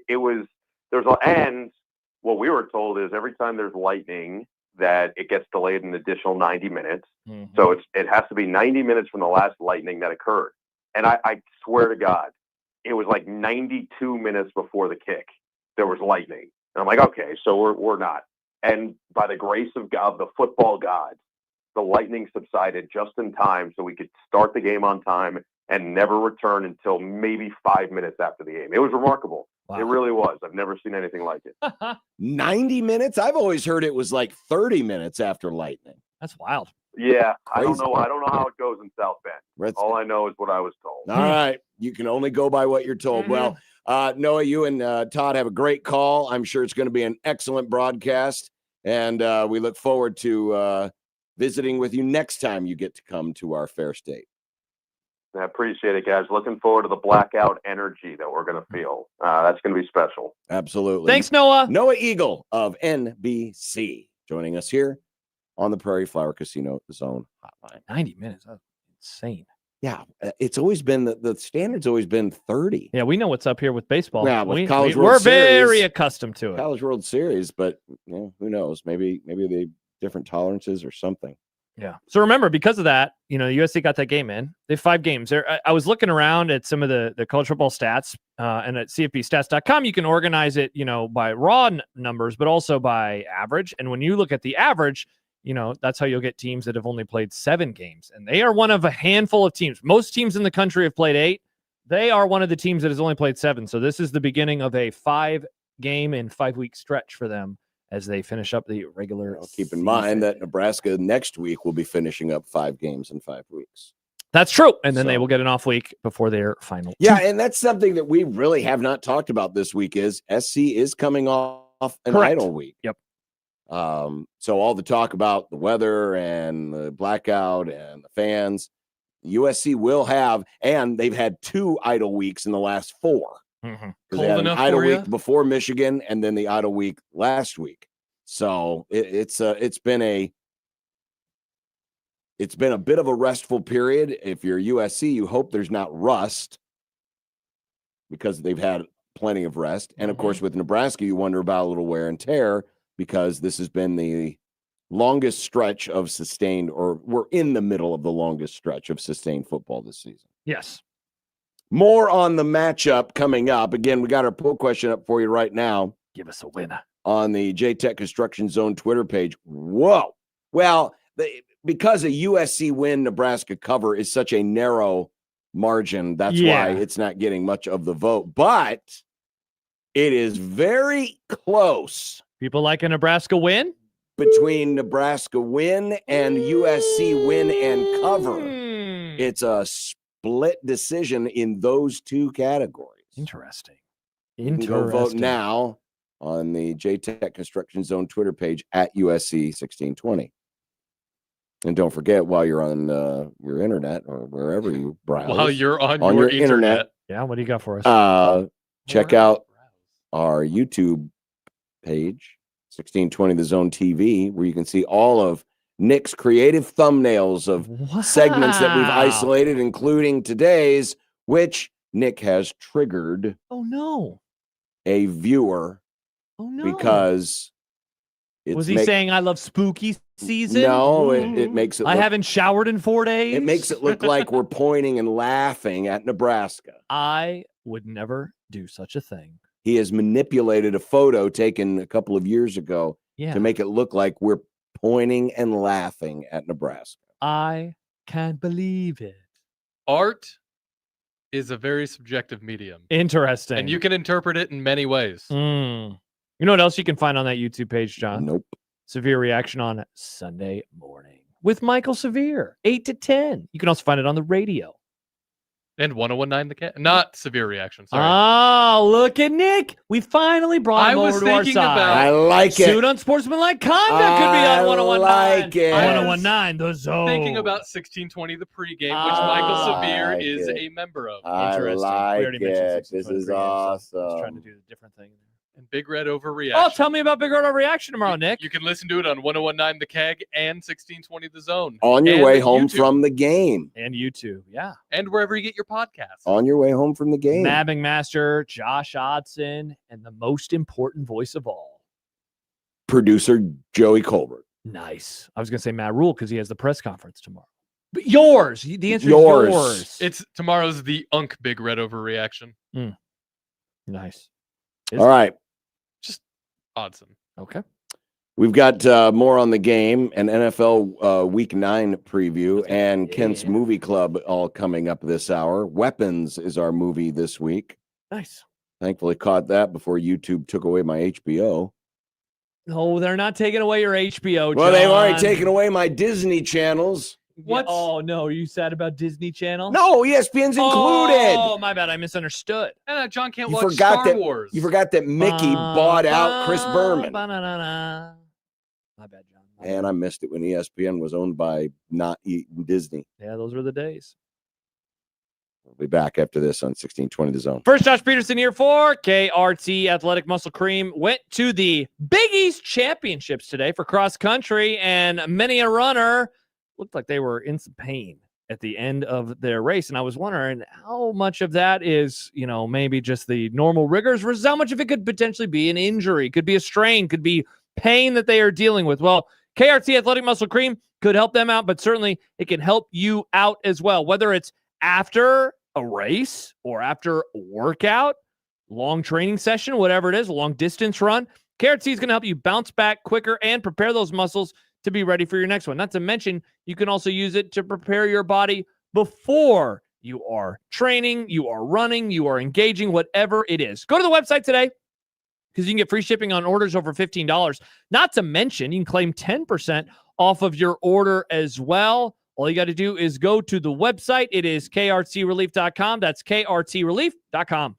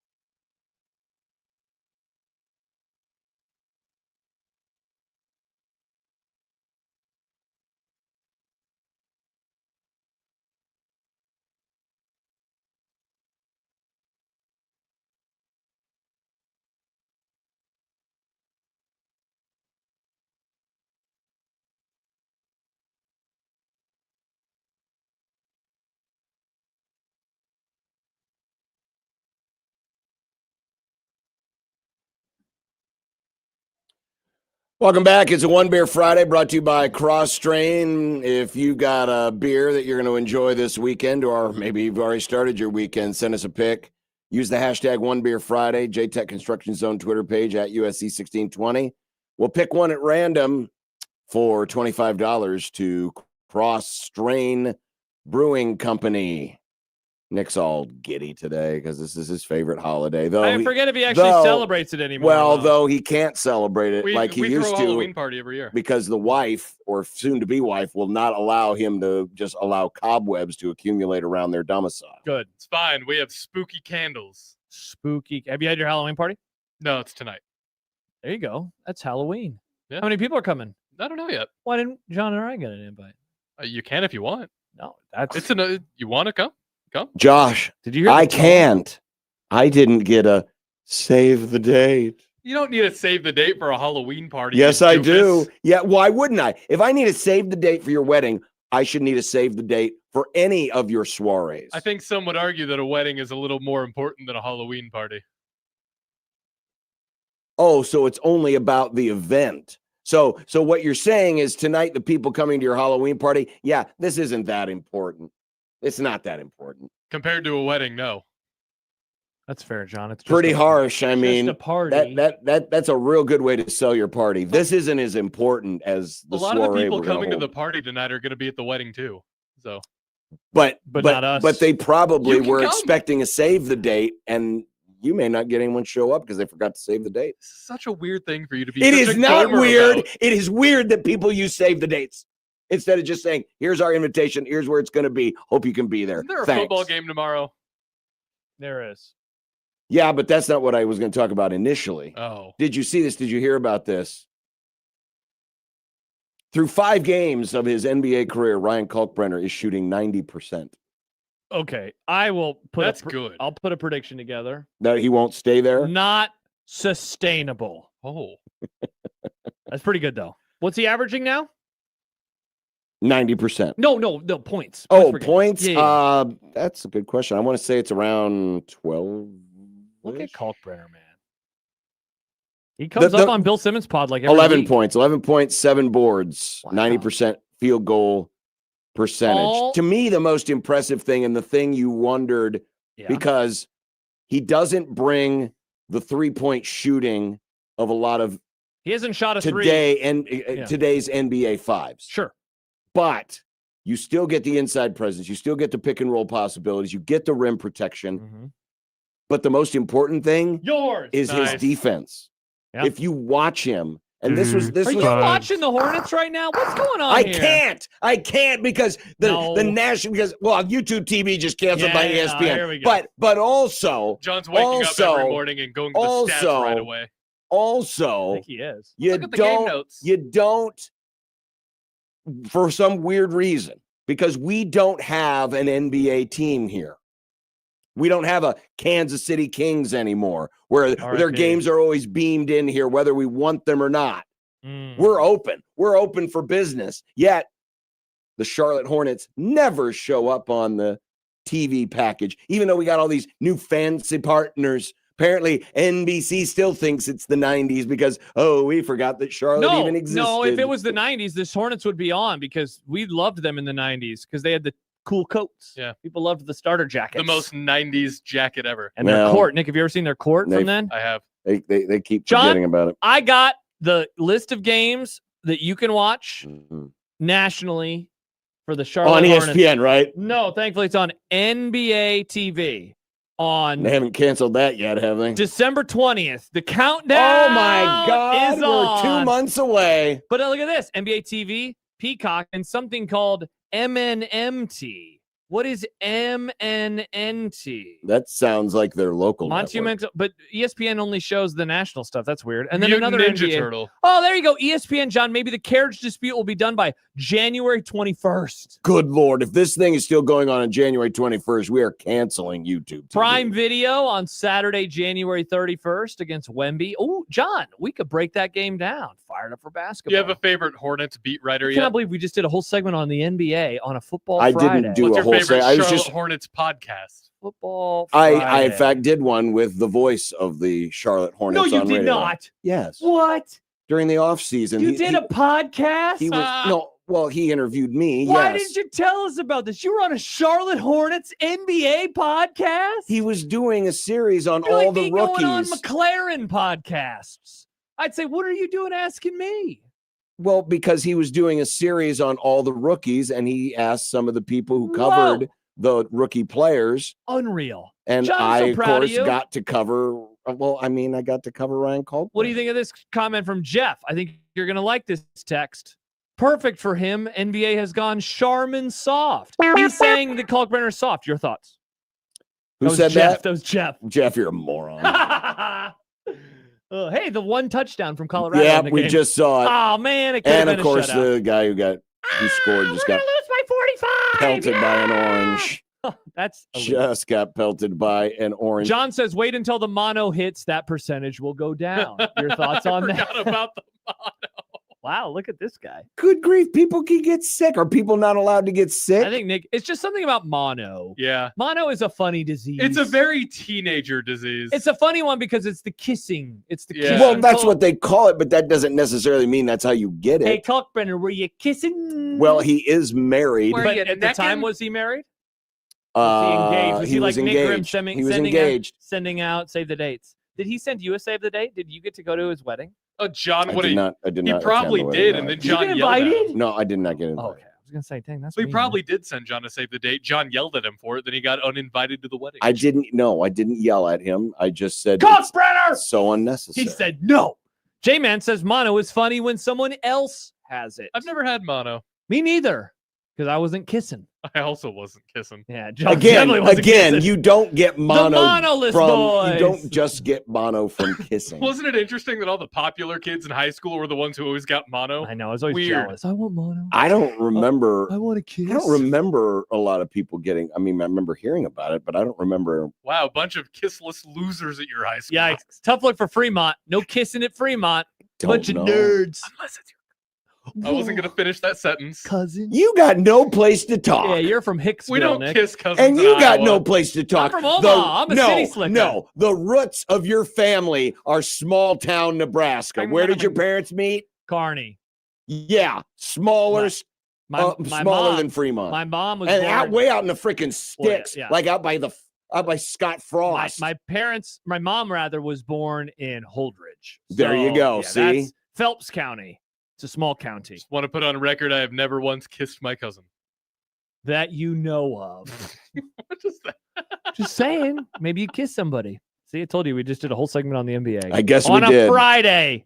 We were going to do the NFL. And We look were what it going to do turned the into. NFL, but as we go to break, a special tip of the cap to our good friends, the referees at John Higgins Weather Guard. What's going on with them? They're going to be a part of our Grum Down for many, many more months to come. And our title sponsor of Union Bank and Trust, where your money has Let's people. go. Our title sponsor remaining for another whole year. Apparently, we must have done something good. They say we will keep unsportsmanlike conduct credentialed into 2026. They love the Thank mono you. talk. That's awesome. Thank you. Aaron texted Come in, here for the mono talk. Kearney is absolutely larger than Fremont. It's the 5th largest city in the state. That's not saying much. That's true. All right, so Omaha's 1. Yep. Lincoln is 2. Is Grand Island number 3? Grand Island. No, Bellevue, I think, took over number 3. I Wait, forget wait, that wait. Bellevue. Bellevue's not Omaha. Yeah. Whoa, someone lied to me, man. Like Kearney is bigger. I apologize. Yikes. That's a tough look, John. I thought Nick fact. I thought Yep. Fremont. No, Nick I thought fact. Fremont had gone over Nick 30,000. I need to make that. Yeah, we do. I'm going to dispute these numbers. I'm going. Bellevue doesn't count. I'm- That's Omaha. I'm going. I agree. No, it's not. Bellevue is not it Omaha. is. Okay, let's go Bellevue, invade them. Bellevue. It's connected to Omaha. It's Omaha. No, I want a it's January diff- 6th Bellevue. You cannot. If you're Omaha touching another cannot- city, you just get turned into the bigger city. Oh, so Millard. St. Paul is Minneapolis. Yes. Yeah. No, it's call not. it It's the Twin Minneapolis, Cities. St. Paul. Let's call this the Twin Towns. Oh no. It's across county lines. They can't be taken over like Millard and Elkhorn and County soon Gretna will lines. be. I don't care about no county lines. Oh no, Gretna's in Sarpy, isn't it? Borders are made up, John. Yeah, it's all pretend, John. Bellevue is Omaha. Everything's made up, Nick. This computer's made up. That television's made up. The phone is made up. It's all made up. So is the movie that we'll talk about in 15 minutes. That was made up Nice. too Mhm. by a director Yes, he did a Yeah. great job. he did his John? director. An awesome director. All right, NFL Week 9 preview is coming up Yeah. on 1620 The Zone.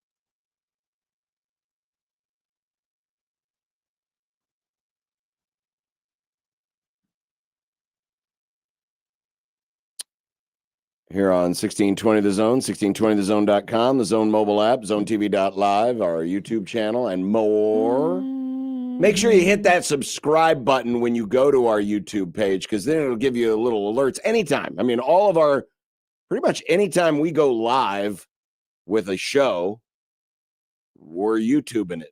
We are. Our daily shows, 1620 the pregame, severe reaction. We should get the Creighton stuff on there. And 1620 the pregame, that's YouTube exclusive. And 1620 the Zone and 101 on the keg. But He's saying we don't podcast it. we don't podcast it. Yeah. Does After Hours use our Zone TV? They Yeah, sure do. After Hours. Yeah.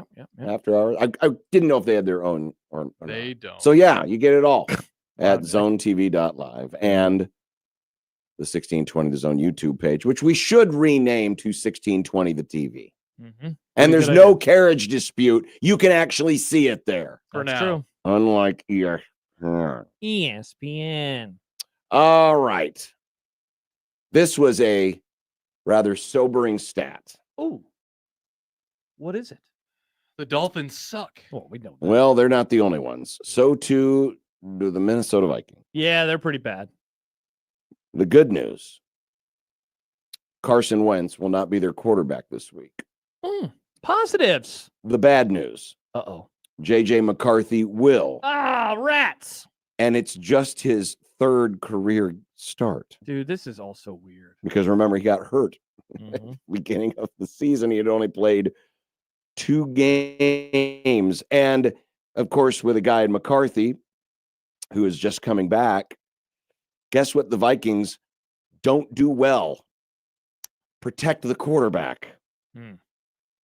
They are the 8th worst pressure rate offensive line and the 2nd most sacks in the league allowed. Oof. And they take on the Detroit Lions, who are 3rd in pass rush win rate, 10th in sacks, 10th in pressure rate. It could be a very short return for old JJ if they're not careful. Yeah, a couple things. Vikings only NFL team this year with multiple sacks allowed in every game. So, like, you're off to a bad start there to go back to that stat. Yep. Lions offense against the Minnesota defense. In the last 4 matchups, they scored at least 30 points. In all of them, Jared Goff has completed close to 80% of his passes, over 1,000 yards, 6 touchdowns, and 2 interceptions. I mean, we've been wondering. We did our top 5 this week, and we didn't agree on anything. I think the Lions can certainly continue to insert themselves into the conversation. They've lost to 2 teams this year, and you can make an argument they're the best 2 teams in football, or certainly among the best 2 teams in football, in the Packers and in the Chiefs. So this is a game I very much expect them to take care of business. And like McCarthy, man, with that little experience, like it's a big time concern with when you look at the early part of his career when he needs to start kind of taking over the job. I just don't know. Beware, Houston, Texas. Oh. And the Houston Texans. They're coming off their best performance of the year. Mm-hmm. They dominated that game against Frisco. Mm-hmm. And now they get to play host to the Denver Broncos. And Houston is a favorite in this game, even though their record hasn't been great. And I know the Texans offense this year has been a little stanky, though they found something last week. They were able to run the ball. They were able to move the ball extremely well. They're going to get Nico Collins back, folks. But Pat Surtain is out. Left pectoral strain.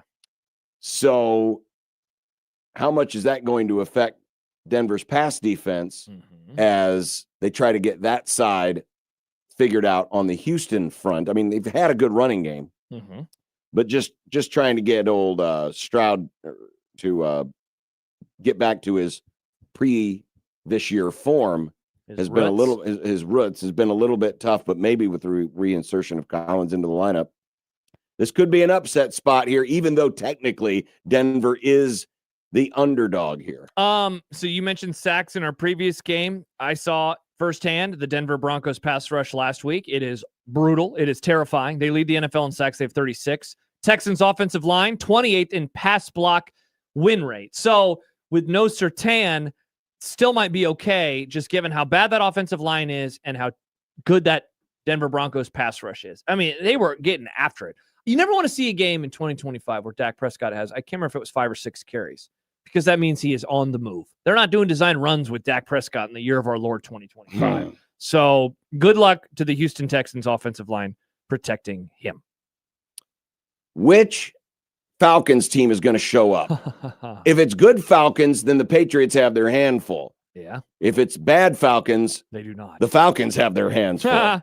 Think about this. I mean, Atlanta at times has looked good, but then this is the same team that got shut out by the Panthers and got embarrassed by the Dolphins last week. That's a tough look. And New England 6-2. And Drake May appears to be the real deal. So, but to me, the key in this game, and is, by the way, New England favored by 5.5. Which Falcons show up? Yeah, it's in the early part of the year, I thought it was like home versus road stuff, and then they get smoked in their most recent home game. So now I definitely don't think that it's just a home versus road situation. That said, this is a road game. And so if the bad Falcons are going to show up, I don't think it is going to be a surprise. It was the Dolphins game that was just the stunner, because you look at the other ones, they have a win over the Bills, for example. They played very well against the Bucks, but they've struggled in their road games this year, including that weird 30-0 loss to the Carolina Panthers. I think the Patriots are playing good football, and in a schedule that does not feature a whole lot of good teams for New England moving forward, a dominating win is, I think, what you want to see from them. If you want to believe in the Patriots, and I don't, for the record, but if you want to, you'd like to see them go out and kick some butt in a nooner against a team that is not very good. Because I don't think. Didn't you have the Patriots in your top 5? I did. I'm saying I don't. But you don't believe them. No, I don't want to believe in them. I don't want to. them. I would like Well, to. yeah, we all want the Patriots to suffer. They have been. Yes. They need a good 20 years of suffering. No, make it 30. Fine, 30. 80. Make it 30. I don't want you to ever watch them do anything good again. I want you to die without seeing. I know you want me to die. Wow. Don't cut it. I want you to die without. Yep. Seeing the Patriots ever do anything. That. No, I don't want you Why to do die. you want John to John, I want you to live forever. In an ocean by the sea? I want you to live longer than Jared Jones. Okay. Well, now you're being mean. that's Well, he's going to live forever. I know, but if I live, what's longer than forever? Heaven. There you go again. What's wrong with you? What's wrong with living forever? I said what heaven. the hell is with your mumbo jumbo? No, that's a meal. Can we talk Colts Steelers real quick? I was gonna. Tingle. Okay, good. Yes, Nick's Mr. Tingle. I love this game because I think the Steelers are fairly mid. I think we continue to see that on a week in, week out basis. They are the underdog to win their division, even though they are 4-3. And a week ago, not even, the Ravens were a 1-win football team. But home team against the Colts, who are a dome team, and the Indianapolis Colts in recent years have not been anything to respect. I love this spot because I want to see them go on the road. I should look it up real fast. Pittsburgh weather to see if it's anything special on Sunday. Let's see. It's not. I mean, it's going to be fine. Mid-50s, so it's normal weather. This offense rocks. I mean, dude, you see all the stats. It is up there through 8 games with like the 2007 Patriots, the 2018 Chiefs, which was the first Mahomes one. They are all over the map in terms of those good stats. Can they keep it going against a team that, again, I don't like this Steelers team. I never like the Steelers, but I don't like this one, and I think they're showing their true colors. That said, I've seen better teams go into Pittsburgh and lose a game like this before. So I can't wait. This is, in my opinion, the game of the noon window. Easily the game of the noon window. And thankfully, we get that. By the way, just real quick programming note. Remember, Kent joins us a little bit later this week because he is he's got some things going on, so he will be along. Thank you for telling me. I forgot. I forgot. I literally just remembered as we were going through this segment. Yep. The game of the weekend. The game. Cowboys, Cardinals, Monday night. Nope, because we're not going to be able to see it. And actually, that's God's trying to tell us something. It used to be once upon a time the arrogant asses down there in Dallas. You God, an arrogant ass? No, I said the arrogant asses down in Dallas say, we left the roof open so that God could watch his favorite team. Of course, ignoring the part that God's favorite team was whoever played the Cowboys. Lies. Anyway, there's the Chiefs yeah. and the Bills in Buffalo. And, Buffalo has kind of morphed a little bit without that, A-list alpha receiver. They have good receivers, but they don't have the alpha. Yeah. They have become a James Cook-based team. Certainly, Josh Allen is still the centerpiece, but James Cook leads the NFL in rushing. He's got the best PFF grade. And, of course, when you combine him with the mobility that Josh Allen brings, he's averaging 6 yards per carry this year. The Bills are second in the NFL in EPA rushing. Wow. Well, they will take on a Chiefs defense and some of these numbers are still baked in from earlier in the season when they weren't as good, but they have allowed the 8th fewest explosive run plays in the NFL. And that's where Buffalo's getting some explosive plays is on the ground. So you've got a real nice battle here. Now, the difference being that outside of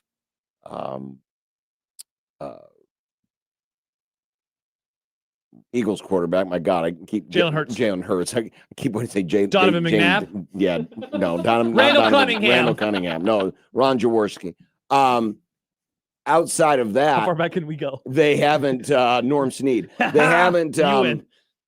They have not faced a quarterback like this year. But as we established the other day with Mitch Holtis, these teams are now so familiar with each other. This is the 9th meeting in the last 10 years. They have basically faced off like division foes. This is actually the 10th meeting, including the playoffs. You ready for this stat? Since 1950, no quarterbacks under 30 have faced off more from different divisions.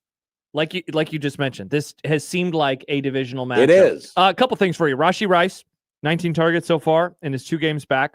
But wasn't it like 14 in the first one? It was 10 in the first one, 9. 10. Yeah, and then for some reason I thought it was what. And he jumped 42 yards to 93 on Monday. He had now against the Raiders. They barely needed anybody. He had 2 touchdowns in that. He had 1 last week on Monday versus the Commanders. So you know what's going on there. Also, how about this stat from ESPN? The Bills, they run crossing routes 13% of the time, which is second most in the NFL. The Chiefs, good pass defense, but they have allowed a high EPA per play on targeted crossing routes, second worst in the entire NFL. So that's something to keep an eye on in this matchup. I love this rivalry. You know, when I was growing up, the rivalry that I will probably always think of in the NFL first and foremost is going to be Colts Patriots, aka Brady versus Manning for so many years. This has certainly taken that mantle in terms of it being 2 of the top 3, 4, 2 quarterbacks in the NFL on a given year. And it is very similar to that one in that the Patriots had all the success, though the Bills have a lot of regular season success. Bills get it done in the regular season. They can't get it done in the playoffs. Yeah. And so I freaking love this game, man. And they're always good. They're always interesting. That's it. We'll pick it later. I kind of like the Chiefs like kind of a lot right now. They're just playing. They're playing really good football. Their offense especially looks like the Chiefs' offense of a few years ago, and that's scary. It's harder for me to argue who needs the win more because they're both trailing in their division, right? You have Denver in the AFC West and you have the Patriots in the AFC East. They're both trailing in their division. So as we talk about these teams being so great, they're both second place teams, clearly second place teams by record. I think I would answer it that the Bills need it more because I think the Chiefs don't really care where they go. They are confident that they will be able to win every playoff game imaginable, no matter where it's located. I think the Bills would rather have home field, maybe not advantage, because the Colts right now are in the 1 seed spot. I think they would rather win the division and at least host 1. And if you're the 2 seed and you win, you get 2 home games, and maybe depending on what happens with the 1, you might get 3. Last year the Eagles had 3 home games. That's right. So you could get that. That and Buffalo has already got a game down to New England. Yeah. Whereas the Chiefs have only played the Chargers, right, in terms of division, and the Raiders, but they have not not seen the Denver Broncos yet. Yeah. So even though they trail in the division, they still have 2 cracks at Denver. While as Buffalo has lost already 1 opportunity against New England, they only have 1 more. I will say this, though. So I don't think the Chiefs need this in terms of, I think they're fine wherever they have to go in the playoffs. But if they get this, they have the Colts this month, they could suddenly catch up to both of those teams. Now, they would have no margin of error in terms of winning out. They would need another loss from the Colts, which will happen. I don't think the Colts are going to go 16-1 or 15-2. But very quickly, the Chiefs could go from, are they going to be able to be a contender to, oh no, they're about to be the 1 seed again. So those 2 teams in particular need to be on their P's and Q's. And then there's Sunday Night Football, and while this doesn't sound like a great matchup, it is important if the Washington Commanders are going to be anything resembling last year's playoff team. The Commies are 3-5. They don't have great playoff odds at this point. They suck. Daniels has been off and on because of injuries. He's missed 2 games earlier, just missed this last week. And they still have the 6th toughest remaining schedule left in the NFL. Oof. They're not. Dude, So they haven't even played the toughest part of their schedule yet. They have problems. Their defense is problem. Their quarterback situation. I mean, Daniels has missed now multiple sets of time, right? He missed 2 games earlier in the year after the Thursday game against the Packers. He just missed this Monday night game against the Chiefs. I mean, it's classic regression year. It's old roster, which is wild. Like when you have a young quarterback, usually I always feel like the rosters are young, but they have an old roster. And last year, I mean, look, they had a lot of breaks. They're still converting fourth downs at a very high clip, which is honestly like surprising because I thought that was a natural regression thing for them, but they're still doing it at a fairly high rate. But yeah, Seahawks, I mean, you had them at number 3 or 4. Had them right behind the Rams. And so this is a game for them where, go in and take care of business. Don't leave anything to chance, especially in their division, which is very competitive. Chance Oliver. So there you have it, little NFL preview. Like we said, Kent's going to be a little bit later for the next couple of weeks. So he'll be coming up around 4:20 this afternoon. So when we come back, we're going to take a look at some of the college games of the week. But as we go to break, we learned of some terrible news today. Yes. A friend of ours lost his job. Mike Schaefer of Husker 24/7 was notified today. I believe there were a few layoffs in the 24/7 stratosphere. Unfortunately, Schaefer got the call. And we are very sad by this news because Mike Schaefer, yes, friend of the Grum, great guy. But as far as it affects you, the audience, the people that either hear him here on these shows or read his stuff. This is a guy, and I told him this already, so he's not hearing anything I didn't already tell him. Just he brings such a professional demeanor, yet he can be lighthearted, he can be fun, but he has a great way of communicating his feelings without being, and there's so much of it going on in the media business, without being self-serving. He's a selfless, professional reporter who gets the job done, but yet is an engaging guest, right? Not boring at all. Schaefer is never boring. And that's a unique talent in this era of news or news gathering or reporting, whatever it is you want to call it, media. And I hope, and I know that there's some things going on behind the scenes that, he won't be silenced, or at least not for long, and that he finds a permanent place still in our media, I guess we'll call it core, or Nebraska local media core, because losing a voice like Schaefer would be an awful thing. And of course, my first thoughts are just with him generally as a person. Yep. Because of, when you lose your job, it's a very stressful time. And they just moved to Omaha. They just moved here. They have a young child. With a young child, and just a prince of a person, an absolute prince. So Schaefer, we've already talked to you, both Josh and I have communicated with you, but just publicly, again, I want to reiterate how much I think of Mike Schaefer and how much I hope that Mike Schaefer is not missing for long. Yeah. I have worked with some great people. I've never on a formal basis had the same job as Schaefer. He is the person in the media that I have always leaned on the hardest for personal and work related just questions and sometimes just to vent over a beer. He is, people say it, he is one of the good ones. He is truly one of the good ones. The craft, the hard work that he puts into his job on a daily basis, he is too talented to not go somewhere very, very soon. I love Mike Schaefer. He is a great person. He's a great guest, but he is a better human being. Truly he is. And so absolutely gutted by the news. And it really is on top of other crappy news in media as we see like on a daily basis now. It made me very sad. It sucks to see something like this happen to such a creative individual. We joke about it whenever Schaefer would fill in. He's the idea guy. Idea man. He's so good at that stuff. Yes, it just sounds so good on the air. And me, you guys, I came into this job not really knowing anything about sports, and I've learned a little more as the years have gone on. Mhm. But Shafe had never made fun of me for it. He's made fun of me, but for other things. He was always very open, and he's really good at finding common ground. For us, it's video games. He knew I played video games. He plays video games, and he's just such a nice guy, such a genuine guy. I love that, man. He's a good dude. When we continue, we'll take a look at some of the college games of the week, and then we will review Weapons, our movie club selection with Kent Wolgamott at 4:20 this afternoon here on 1620 The Zone.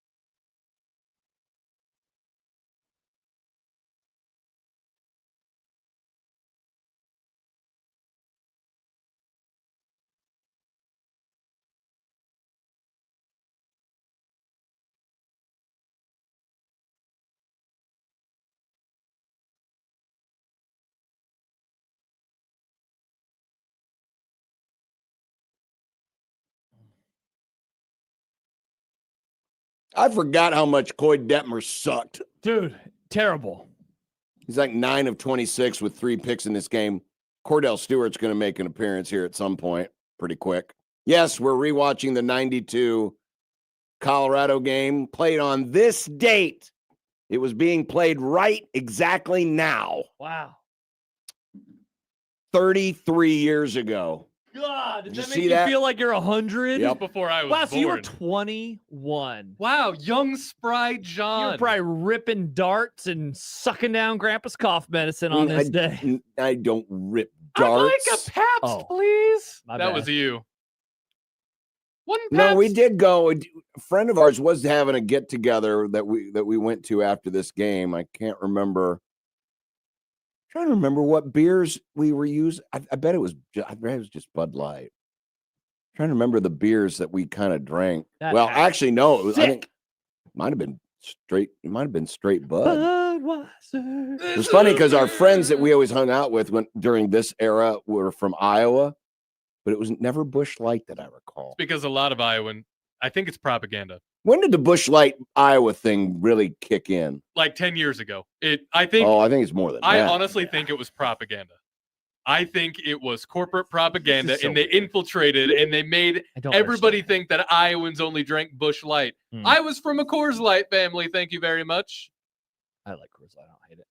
Some responses real fast. Yes. First of all, Dwayne says, I could see John being a smoker as a young. Nope. Whole question. No, my John whole look friend like a group. smoker? My whole friend group did. Well, I didn't. John had that quote. I know what dart ribbon I know what is. dart ribbon is. Mustache Adam says he wasn't smoking darts. He's from Fremont. He was sucking meth nugs. Not the meth nug. I Did was that not in some- sucking on meth nugs.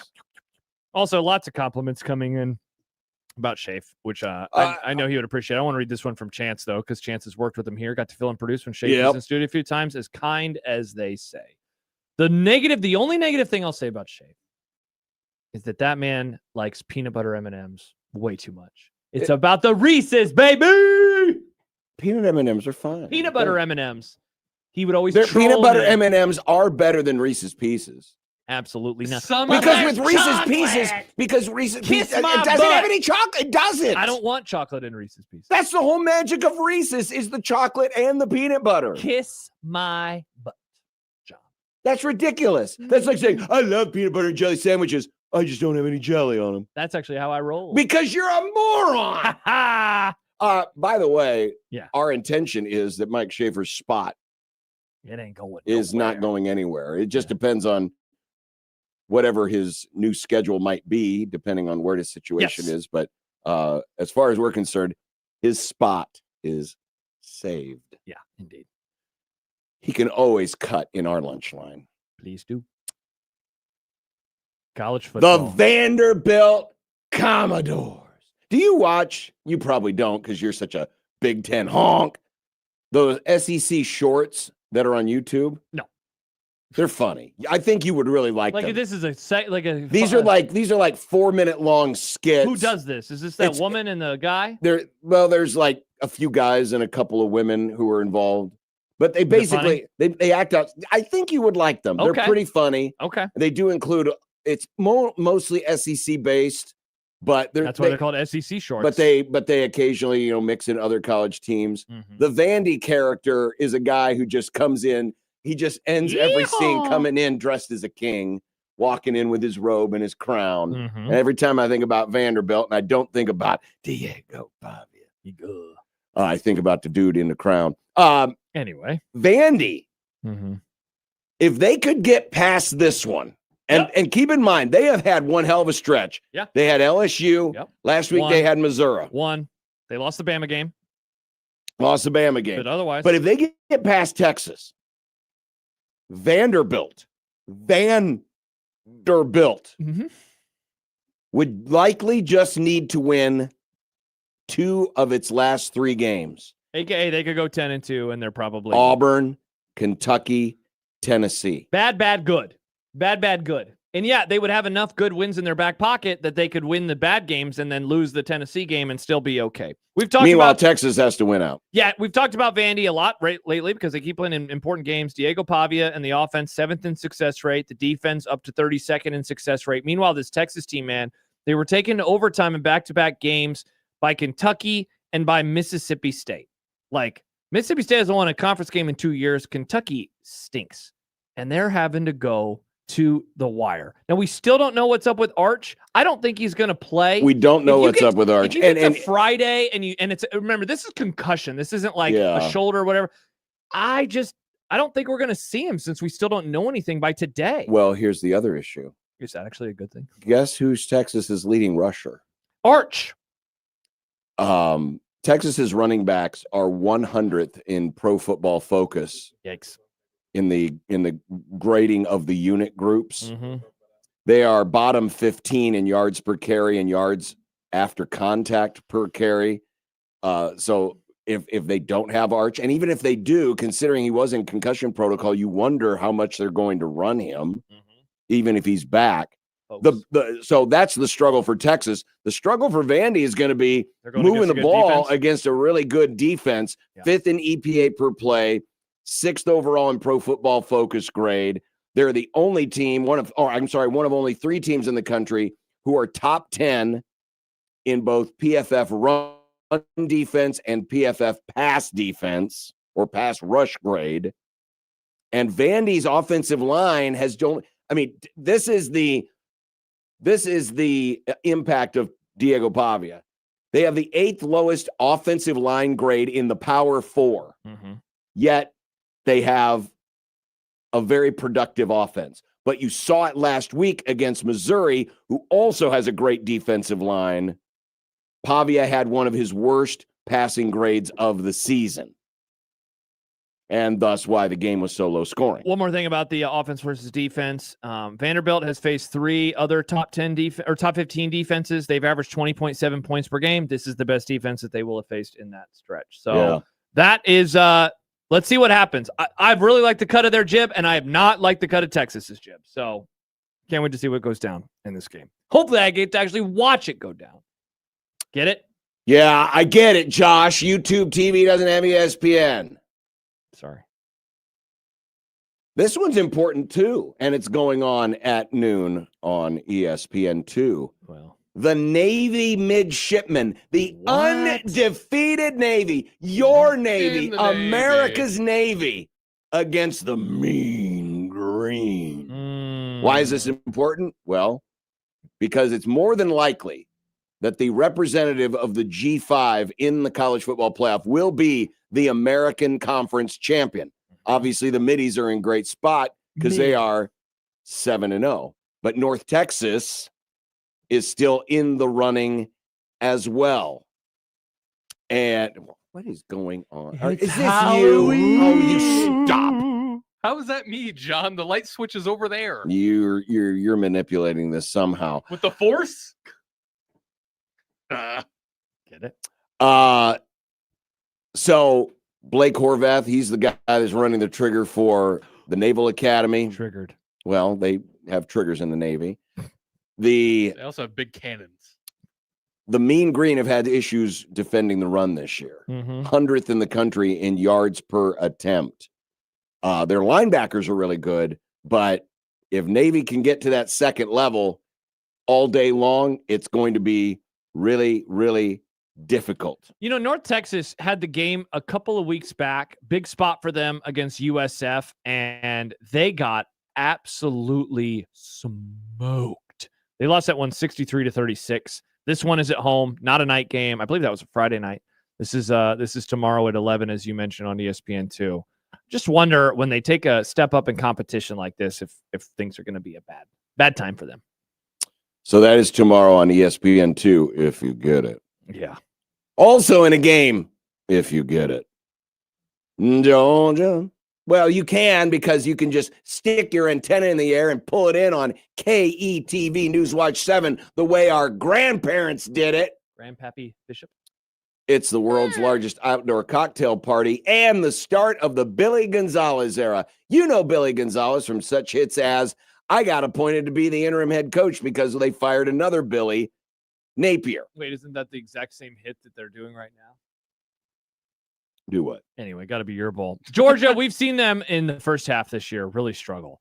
And then they kind of put the clamps down in the second half. Like, it's been their biggest key, I think, to success. It's been why they have been able to win. They had the comeback win against Georgia. They absolutely, and they got some help from the officials, but they really locked down Auburn in the second half and allowed themselves to pull away.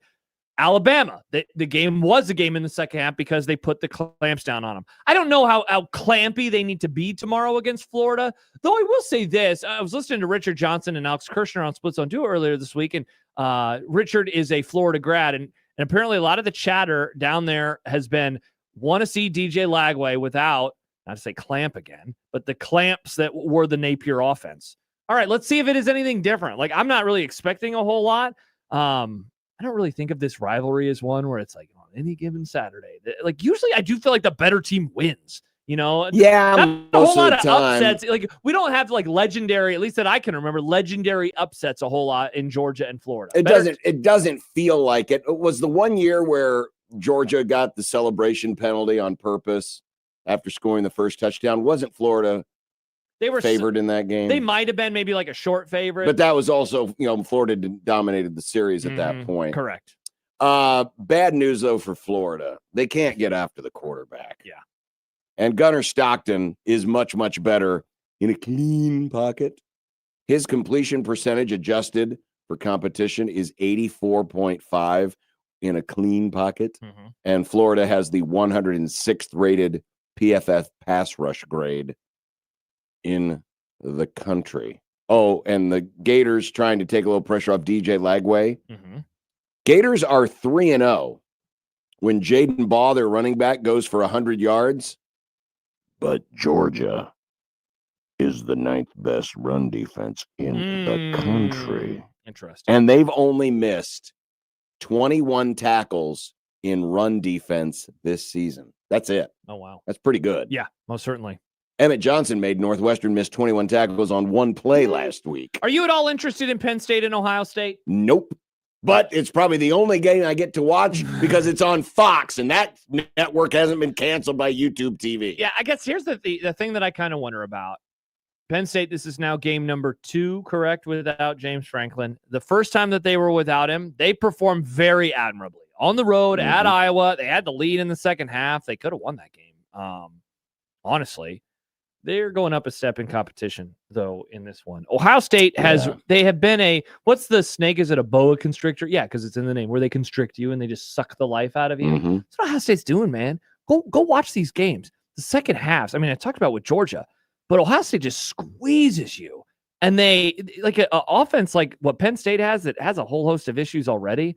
I'm just worried that this one, not that it could like get 38-7, but just like 27-7, like just a true dominating victory for Ohio State start to finish. They haven't really had to run anybody off the field in a flashy way. They're just winning games, and that's all they need to do right now. Texas Tech is now on death watch for their playoff They hopes. cannot lose again. They must win out. And they go to Kansas State, 2:30 on Big Fox. Baron Morton, Red Raider quarterback, is back, folks. And Kansas State doesn't really get after the quarterback particularly well. They're also not particularly good in defending the run.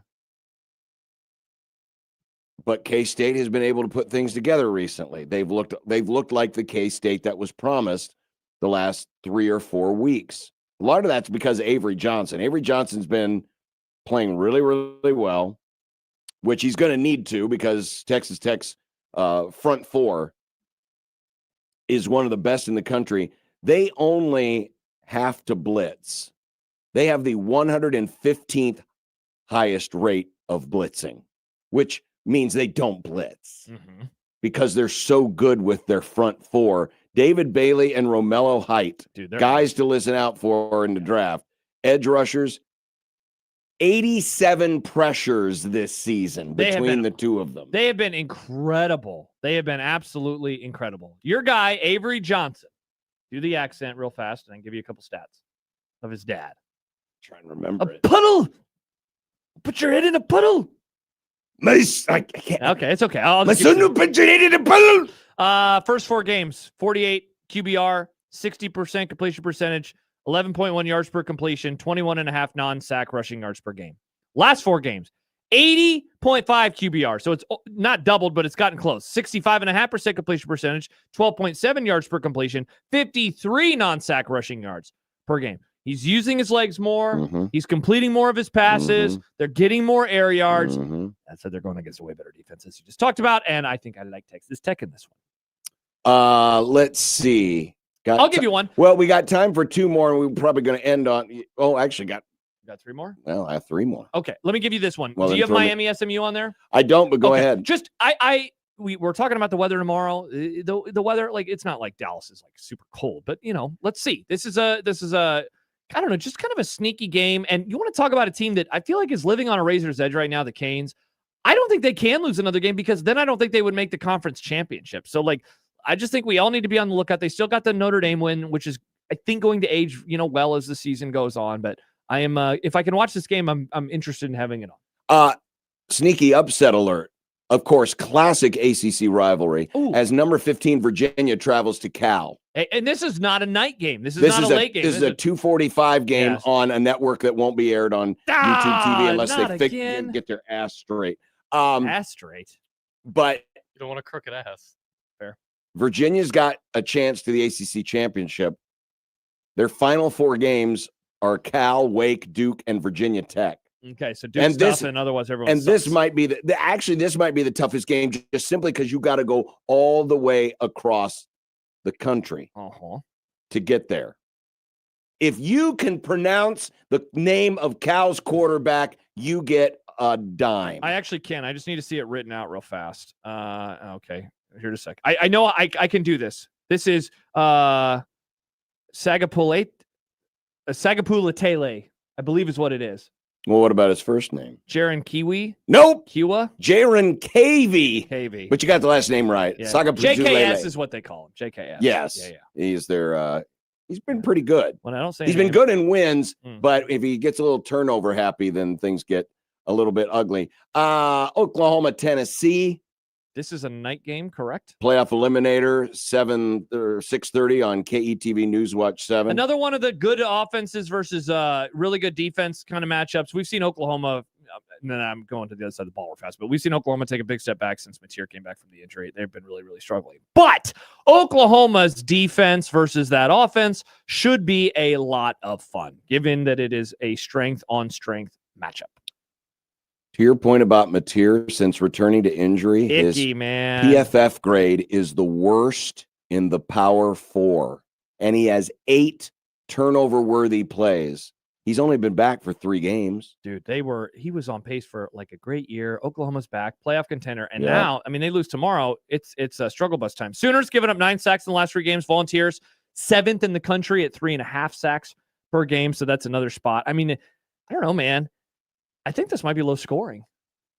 Oh, I think it definitely will be low scoring. I think Tennessee's offense might get, I don't mean to keep saying clamp, but I think they might get shut down a little bit. And then I think the other side of the ball, I just don't trust Oklahoma. And then late tomorrow night, thankfully, I'll be in bed because I won't be able to see it. Well, as soon as I get home from the Nebraska game. Nice. Wait, you're going? Yeah. That's awesome. Are they? Why Are you wouldn't I allowed? go? Yeah. I have a media pass. Why wouldn't I I go? don't know. That's pretty cool.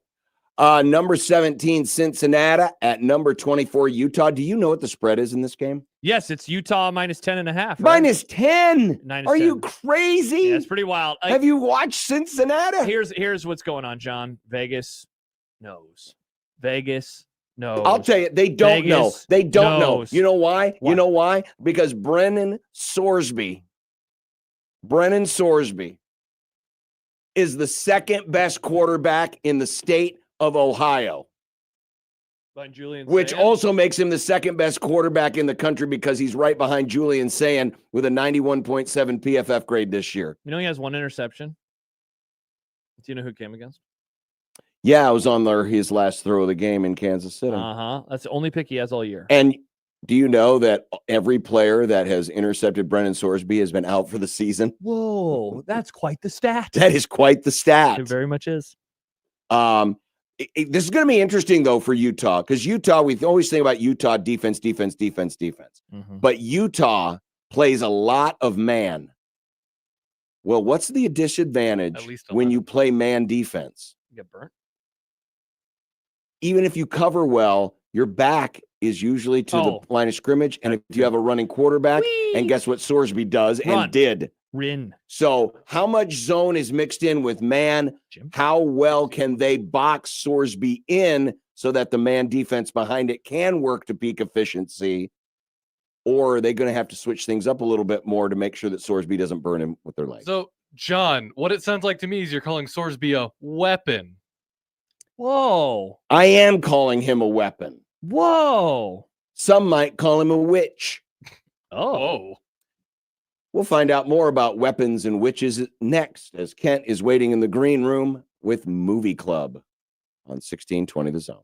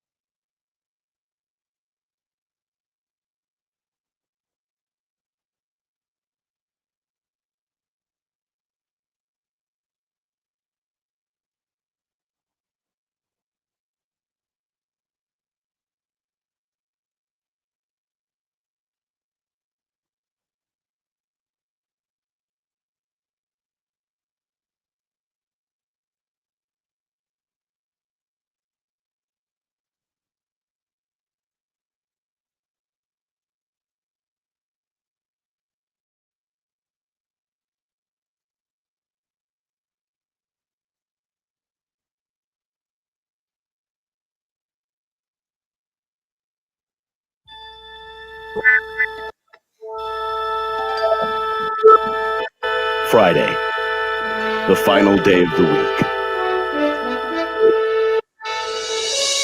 These are the voyages of the program Unsportsmanlike Conduct. Its ongoing mission to explore strange new movies, to seek out new bits and new edification, to boldly go where no radio program has gone before. Oh, Elkins Movie Club. It's Elkins Movie Club. Elkins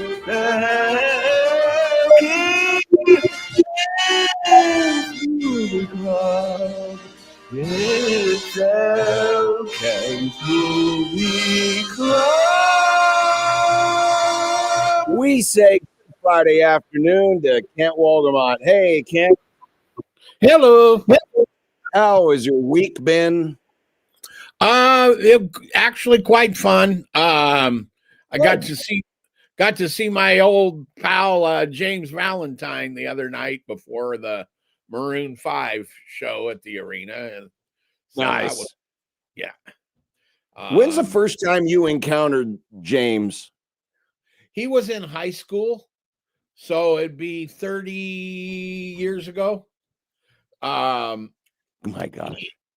When before the show, the mayor, I don't know if you saw, the mayor temporarily named the street in front of the arena James Valentine Boulevard, and they gave him a little street sign, and so she came back. Oh, that's funny.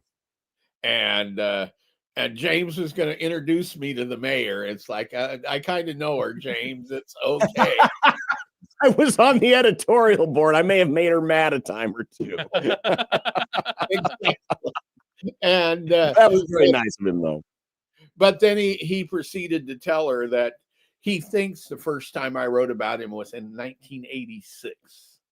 Wow. Whoa. Dang. Did you think he was going to be a big deal in 1986? He was 16. No, I didn't. Okay. Well, this was a chance for you to say, "Oh yeah, I saw it all along. I got the Kavorka. I got the town. I know that sound you've been looking for."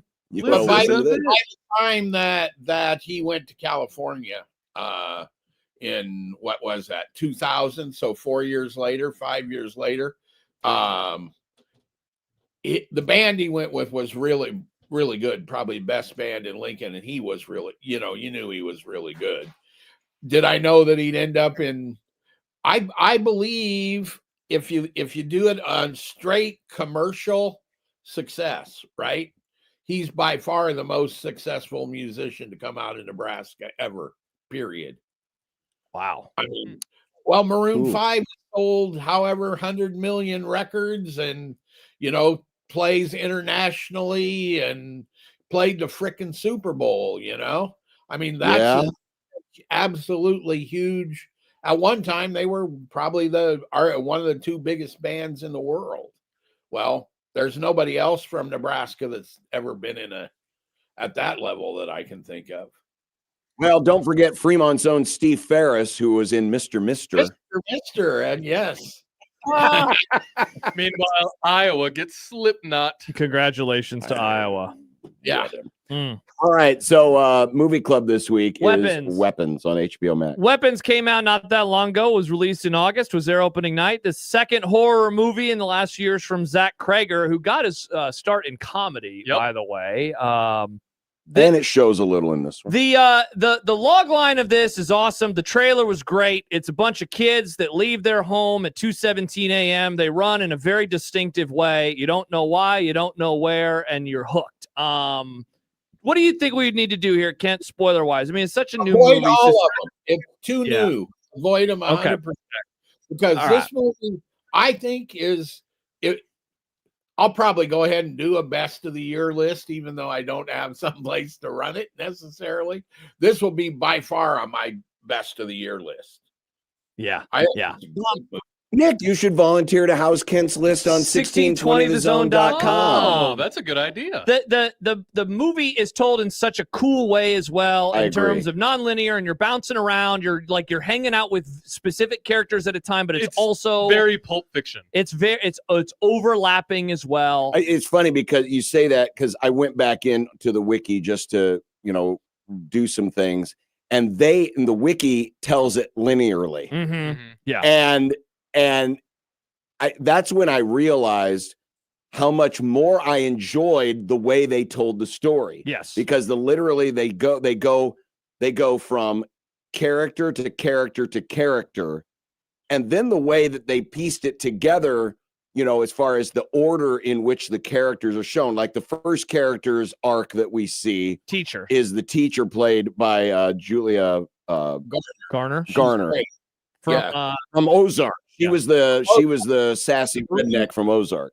3-time Emmy winner. Yeah, she's really good. She's really good, and she's really good in this. Yeah. But I really enjoyed how they told the movie. So they bounced from her character and then to the next one, and then at the end, then basically where everyone's story leaves off, that's where it picks up and it finishes probably the last 30-ish minutes. I thought the way the story was told was as engaging as the story itself. Yeah, and Ken, it's funny, I saw it in 2.5, 3 months ago. And it's not that I had forgotten that it did it that way, but more I turned it on. I was like, that's right. Like it does this and this and this. And I just got so excited all over again to hang out with the Julia Garner character and then hang out with the Josh Brolin character, who, by the way, he has the line delivery of the movie when he wakes up from his dream and he drops the WTF. I laughed so hard again because I'd forgotten about that line. So I'm glad you brought up that line, because that is one part of this movie, along with many others, where you really so Zach Krager, his background is in comedy. Whitest Kids You Know. I used to watch it all the time. I loved that show. It's like a sketch show. And there's so many elements of Whitest Kids You Know in this movie. The timing of some of the horror elements, the timing of some of the comedy, the way people would say things, that is all very Whitest Kids. And I really liked the way he used that background in this movie compared to his first movie, Barbarian, which did have some comedic moments, but this really felt like he found his groove as far as mixing the horror with his background in comedy, with his specific brand of comedy. Yeah. So well done. Yeah. And like you said, Kent, we're not going to spoil anything, but I mean, maybe the funniest moments of the movie are at the end. Yes. I mean, the last 5-10 minutes. Also, are really hilarious. satisfying. A very satisfying end. Yeah. Yeah, this is better than what was the one we watched 2 weeks ago. The Hereditary. Hereditary. Much Yeah, more satisfying ending than Hereditary. Yeah. I think another thing. I was going to say, we can be a little more forthcoming with the description of the characters. We just don't need to say because I think that's part of to understand why this movie's so good. This teacher gets accused of, she's the one that had something to do with these kids disappearing. 17 kids. Yeah, because it's an entire class except for one kid. One kid doesn't disappear, but the other 17 do. And so then from that, it follows, the next character it follows is Josh Brolin's character, who's what do you want to call him? Contractor, I guess. He's a contractor who's a parent of one of the missing kids. And he's the parent of and he starts investigating on his own. And he's the one that's really accusing her of having done something, but nobody can figure out what it is.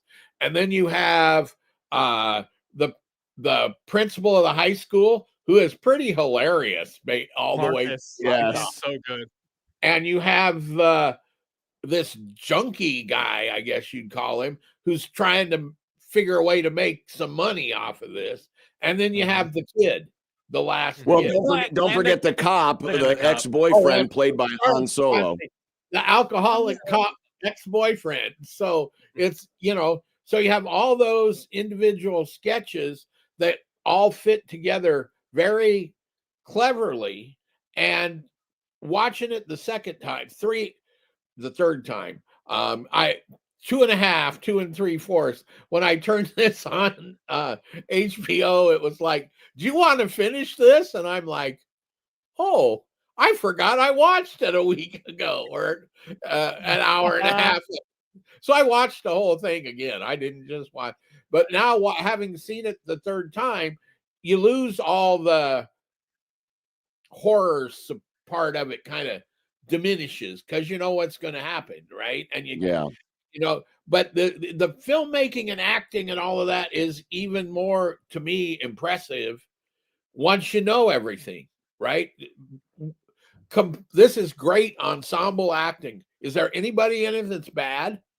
No. Amy Madigan is in it for what, 10 minutes, 15 minutes? She plays the kid's aunt, and she's great, and you don't get her story as part of this, which I think is good because it adds obviously to the mystery of who she is. But you also kind of get the gist of it. Yes. The interesting thing was, because I've now seen it enough times,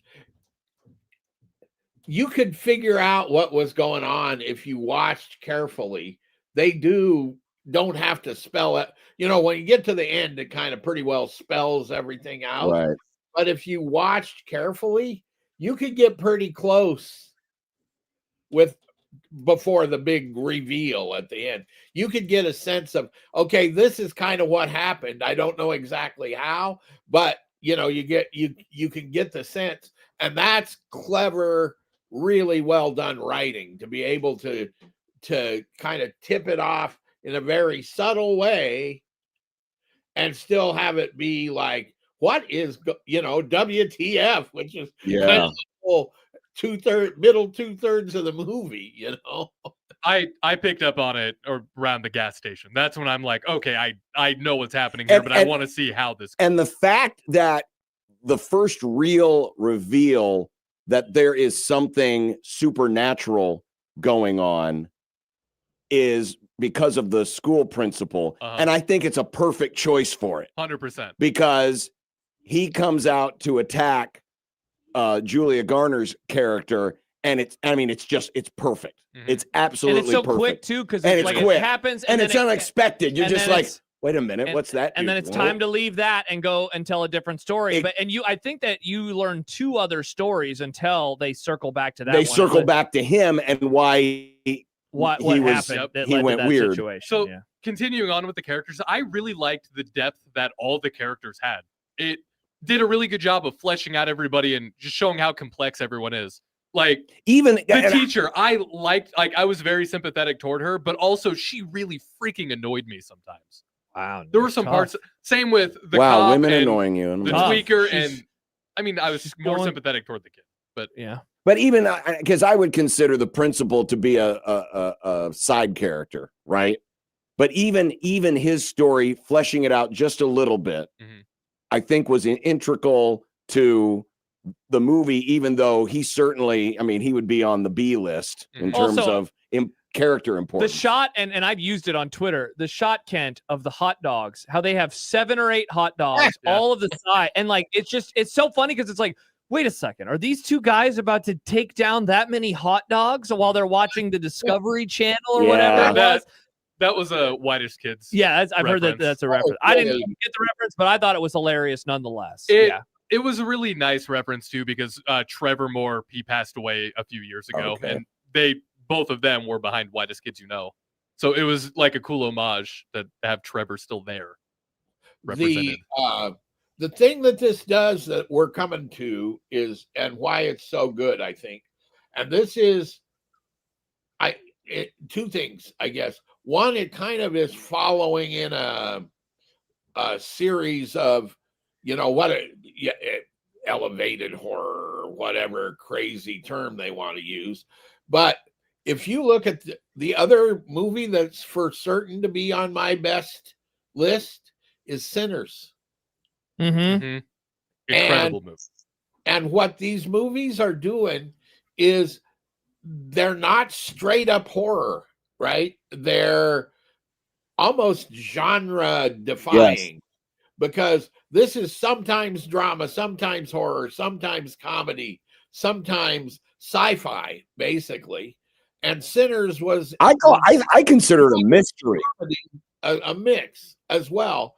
And it's a way they've actually found to bring a new twist, I think, to Hollywood, to the movies, which I'm always complaining there aren't any new good ideas. Oh, the other one, the Jordan Peele movies I'd put in this list. Get Out. Yeah. Get Yeah, Out Ken, and- like I think like you mentioned the horror elements earlier. I think if you are listening to this or watching this and you're like, I'm not a really big horror fan, I would say that it has moments where you will jump, but it is not horror dread. It's a mystery. It's a mystery. It's a and mystery investigation. It's a great mystery box movie. So I would say if you are, especially if you can like take some and leave some, I would say to give this one a go because I think you'll really enjoy it. It's very funny, and I think it unspools in a really interesting, cool way. And I think honestly, most of the scary moments are within like the first, I'd say, half hour, 45 minutes, and then after that, it just kind of happens.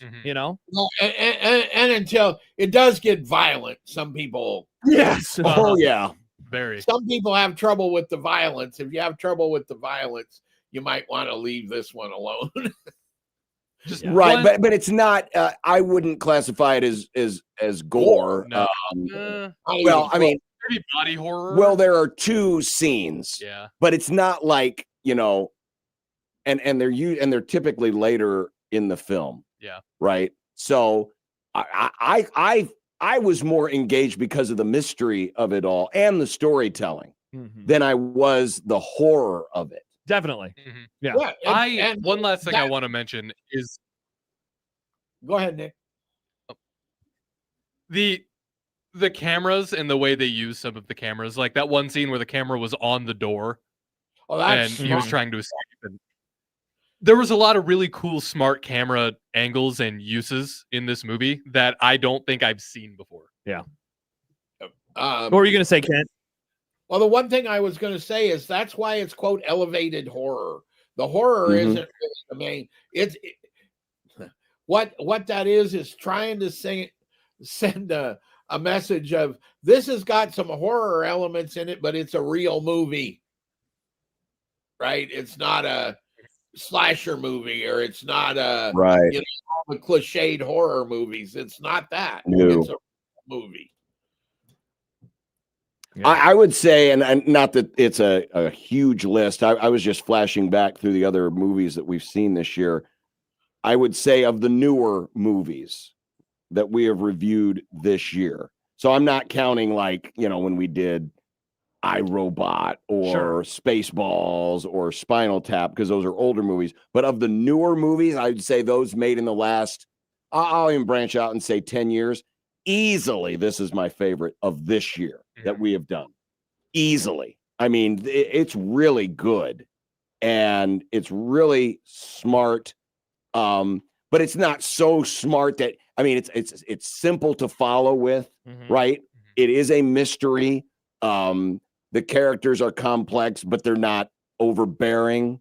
Well, like I said at the start, it's shot very well. And the hook is just so cool. You know, I still remember seeing the commercial because the commercial, the early trailer was like the Ring doorbell footage. And so it's like, what on earth? Because the way too that they run, you know, the very specific style that they run, you're like, what is happening in this world? And Julia Garner's character draws sympathy for you almost instantly. I mean, you don't have to build for 30 minutes to feel that there's something here that this character is going through. Yeah. And I think that's hard to do. Yeah. If I had to nitpick one thing, and I get why it is titled Weapons, the title's almost misleading. Well, yeah, because there's the one line from Josh Brolin where he, and I won't say it because I think it is a sneaky little good line, but I think that's like that, you know, when I watched it again, it's like, oh yeah, that's right. That because I was trying to remember, like, why do you call it that? And I, you know, and I understand it. It makes sense when you think about it,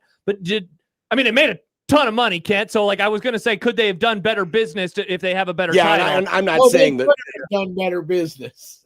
Yeah, it's pretty crazy for $38 million budget that they brought in somewhere in their neighborhood of 200 million at this moment.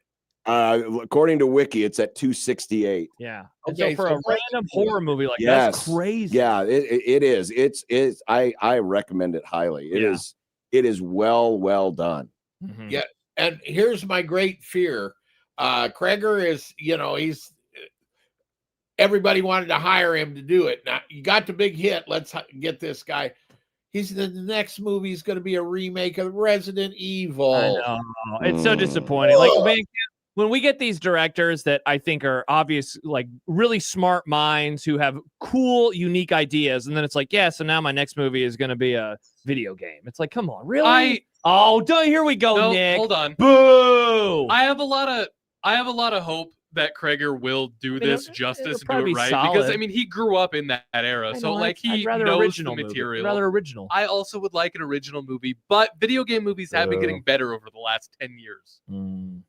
Tomb Raider was almost perfect. Almost. I'm sorry, but until they make the Atari football game I used to play at Godfather's into a movie, I'm not interested. Did Jordan Peele just do that? Just a bunch of X's and O's going at each other on a tabletop video game. It was great fun. So that is Weapons. It is on HBO Max. We all loved it. We all thought it was tremendous. Yeah. Well, next week's pick. Nick.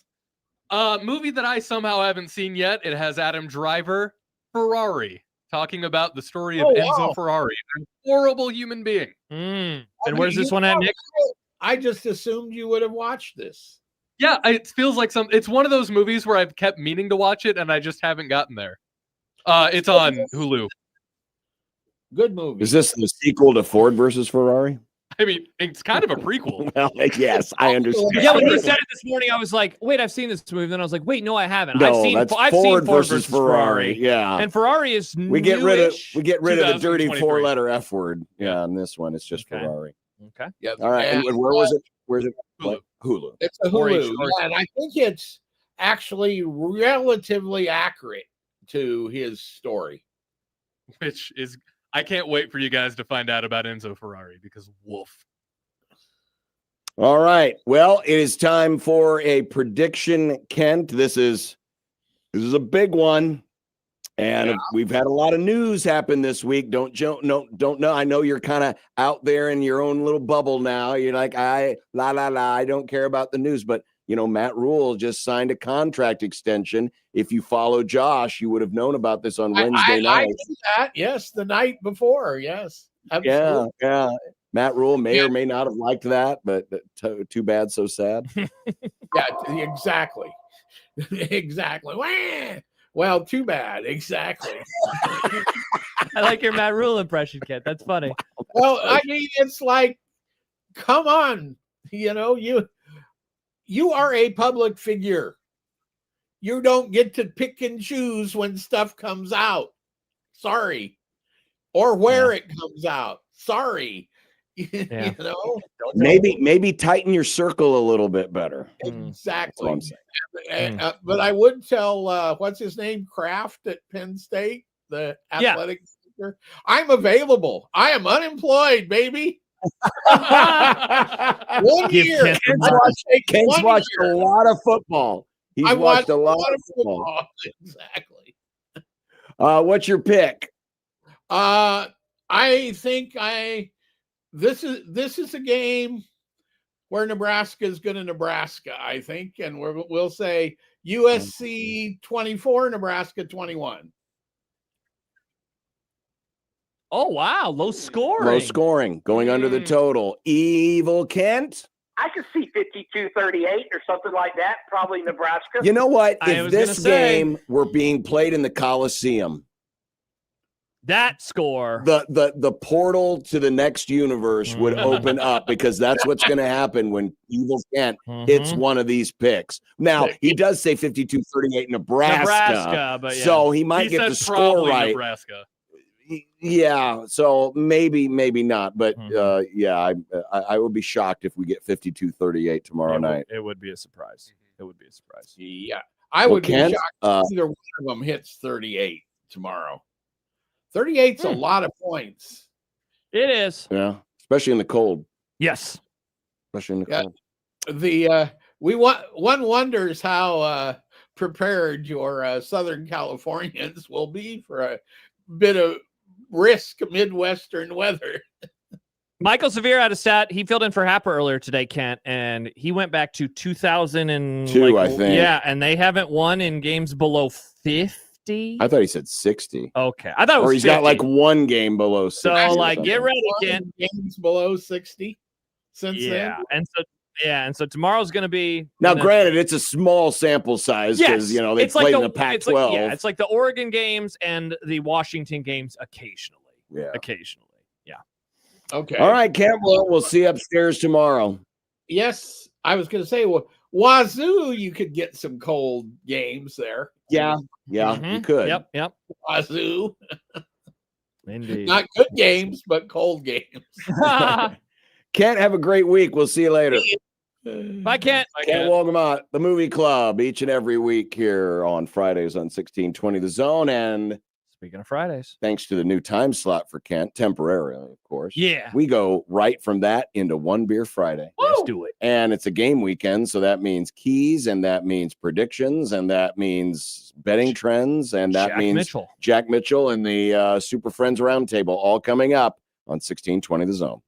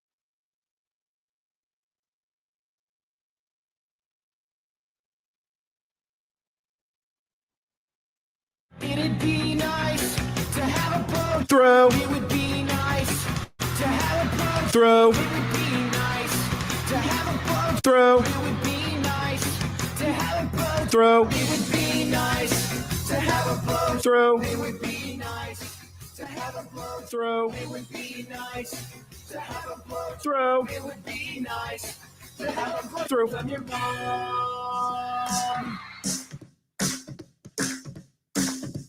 I drank beer with my friends.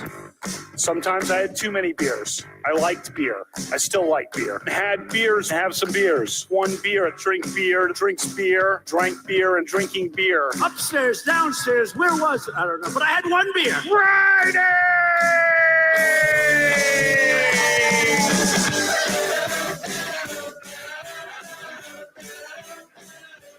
You probably have Beer Center each week. Ralph Club, biggest contributor.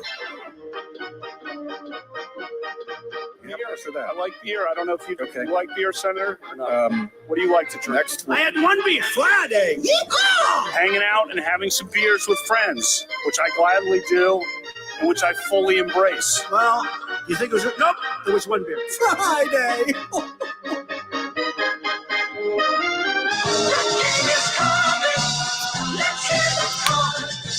You always prematurely burst. I do it in the last bit. I always do it then. But you can hear it better when you do it here. Yeah, it needs to be crispy. Yeah. Josh and his premature can ejaculation. Don't put it on the internet that I am premature.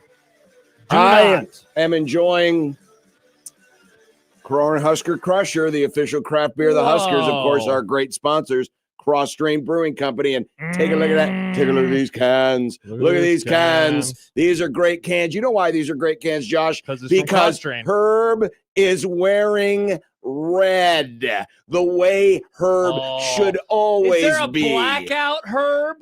I said blackout, not blackface. Blackout, Herb. Jeez. I said black out. What do you got? You got one of their other good ones. Yeah, I got the gas station cheeseburger, which I'm realizing I've had before in October of 2020. I had it October 9th of a great year, 2020. I was out on the patio. It ain't patio weather for me right now. It's a little too chilly. And I'm having Tiny Sockets. It's a rye amber lager. Now, unfortunately, Josh is banned from drinking Cornhusker Crusher, I'm pretty sure. So. What? Wait, what? Oh, don't. They banned me from that, too. Oh, yeah. Sorry. Cornhusker Crusher will not call you in the middle of the night. But if it did, it would be a very lovely conversation. It would. It would be a delicious. Mm. It would be a delicious call in the middle of the night. Mm-hmm. All right, let's get to some trends. I was going to say, will tomorrow be delicious for Nebraska? 7th meeting all time. And look at that record. Trojans lead 5-0-1. That's pretty wild. Did you know that USC and Butte College are the only Husker opponents who have played multiple games against Nebraska and hold an unbeaten mark? And Butte College, unless they join the Big Ten, or Nebraska gets kicked out of the Big Ten and ends up having to go to wherever Butte College is these days. If Butte College still is a thing, Butte College will always have scoreboard on Nebraska. We've never lost to you. So Nebraska has some payback coming. Nebraska's all-time inside Memorial Stadium versus the AP Top 25, 51-53. Wow, so that means that they were well above 500 like a decade ago. What happened since then? Interesting. Nebraska, in their first 33 years of the AP poll's existence, were just 5-14 at home against ranked teams. But then Tom Osborne came along, and Bob Devaney, but mostly Tom Osborne. And by 1992, they had broken even and then got over 500, where they stayed until this recent 14-game home losing streak versus ranked foes. So that means, John, that they went, if I'm doing my quick math correctly, was that 46 and like 25? Is that what it was? Holy crap. So they were winning for every 3 games. They were winning twice. Wow. The 2014 Holiday Bowl, easily the most thrilling of the recent meetings against USC. This game featured 9 touchdown plays of 15 or more yards. I was in the building for that one. That was the first game of the post-Bo Pelini era. Barney Cotton, fun fact, was the interim head coach. K. Ford says Nebraska 30th in his power rankings with a 31% chance of winning. The Trojans are 11th in K. Ford. Parker Fleming's computer says 30-27 USC. Okay. All right. It's all about the points, ma'am. The Huskers are 4.5-point underdogs. These are some interesting trends. In fact, I'm going to zoom in because the print is a little bit smaller. This season, Nebraska 2-5-1 against the number. Yes, they pushed last week. The number closed at 7, according to Vegas Insider. So last week was a push. Oh, congrats. But they still have not beaten the spread versus a Power 4 team. 0-5-1. Icky. USC is 4-3 against the number with a spread differential of plus 31.5. In the series, this is dating back to their last 4 meetings. Nebraska just 1-3 against the number against the Trojans. The cover coming in that Holiday Bowl. Okay. Nebraska's a 4+ point home dog. I should say dog. It says favorite. Yeah. Did not change that from last week. But they are a 4+ point home dog for the first time this season. The 10th time since 2017 Iowa game, Nebraska is 0-10. Straight up. They are 4-6 against the spread. The last time they covered and won, obviously they covered, but they won as a 4+ point home dog was the 2015 upset of Michigan State. 39-38. In the last 20 years, Nebraska is just 3-17 overall as a 4 or more point home dog. And again, they haven't won one since then. Wow. The Trojans this year are Trojans are 6-4 straight up, but just 1-9 ATS in games as a 4-point or better road favorite. Wow. They lost earlier this year at Illinois. They were a 6.5-point favorite. They won but didn't cover at Purdue earlier this year. But catch this. USC is 19-1 on the road as a 4-point or greater favorite. In the month of November, since 2002, they are currently on a 10-game winning streak. But all of those games have been in the Pacific or Mountain time zones, as they were, of course, members of the Pac-12 conference. So it's an impressive record, but it comes with a caveat they because were they're not in a new league. Playing over here. Lane writes, LOL, only an idiot would think we'll win here with that trend. This one I was particularly interested in because we have had a pretty sizable line move. Yeah. The line had gotten up to 6.5. It's down to 4.5, at least currently. In the last 5 years, there's been 218 games where the closing line favored the away team between 3.5 and 5.5 points. In those games, the favored team, USC, has won 66% of the time. The underdog has only won 34% of the time. As far as the spread is concerned, though, it's almost a dead even 50-50 split. The line movement, right? Yep. Which we've seen a lot of. When the closing line favors the initial favorite by 1.5 points less than the opening line, which is where we sit right now, the team like USC went 54% against the spread, covering by an average of 1.8 points. AKA, when it starts moving like this, there's a reason why. There's a reason why. So there are the betting trends. You first or me first this week? It looks like your slides up I'm going first. First key, sack lunch. Yum, yum, yum, yum, yum. Nebraska's pressure rate this year, 85th in the country. Their sack EPA this year, 94th in the country. John is bad when Nebraska's trying to get to the quarterback. USC, I've had this said a couple of times, but once more this week. They are allowing pressures at the 94th best, or AKA, they're bad. 94th rate in the country. Their sack EPA, though, 25th best in the country. So they're getting pressure. They're not taking Maeva to the ground. You got to get him to the ground. And John, you think, okay, maybe you bring a little extra pressure. Bringing extra pressure is not the answer. Opponents are sending an extra body on about 37% of dropbacks versus the Trojans this year. Yet when Maeva is blitzed, he has a 71.8% completion percentage, 842 yards, 6 tutties, 0 INTs. So he's done a really good job. By the way, just looking at sacks on the other side, Nebraska's offense is allowing pressures more than a fourth of the time, which is actually not that bad. They're 29th best in the country, but their sack EPA is 126th. So that stat would put it on Dylan. Get him to the ground. Don't allow your quarterback to go to the ground. Key number 2, 20 plus. Guessing you know where I'm going with this one, man. Emmett Johnson, 100 yards or more rushing in 4 games this season. 3 of those came against Power 4 schools. The common denominator is 20 carries for Emmett Johnson. 25 for 108 against Cincinnati, 21 for 176 against Maryland, 27 and 124 and 2 touchdowns last week versus Northwestern. John, they are 3-0 in those games when he is getting the ball that much and thus rushing for that many yards. He's the best player on offense. He might be the best player on the team. Feed this man. Give him 20 plus carries.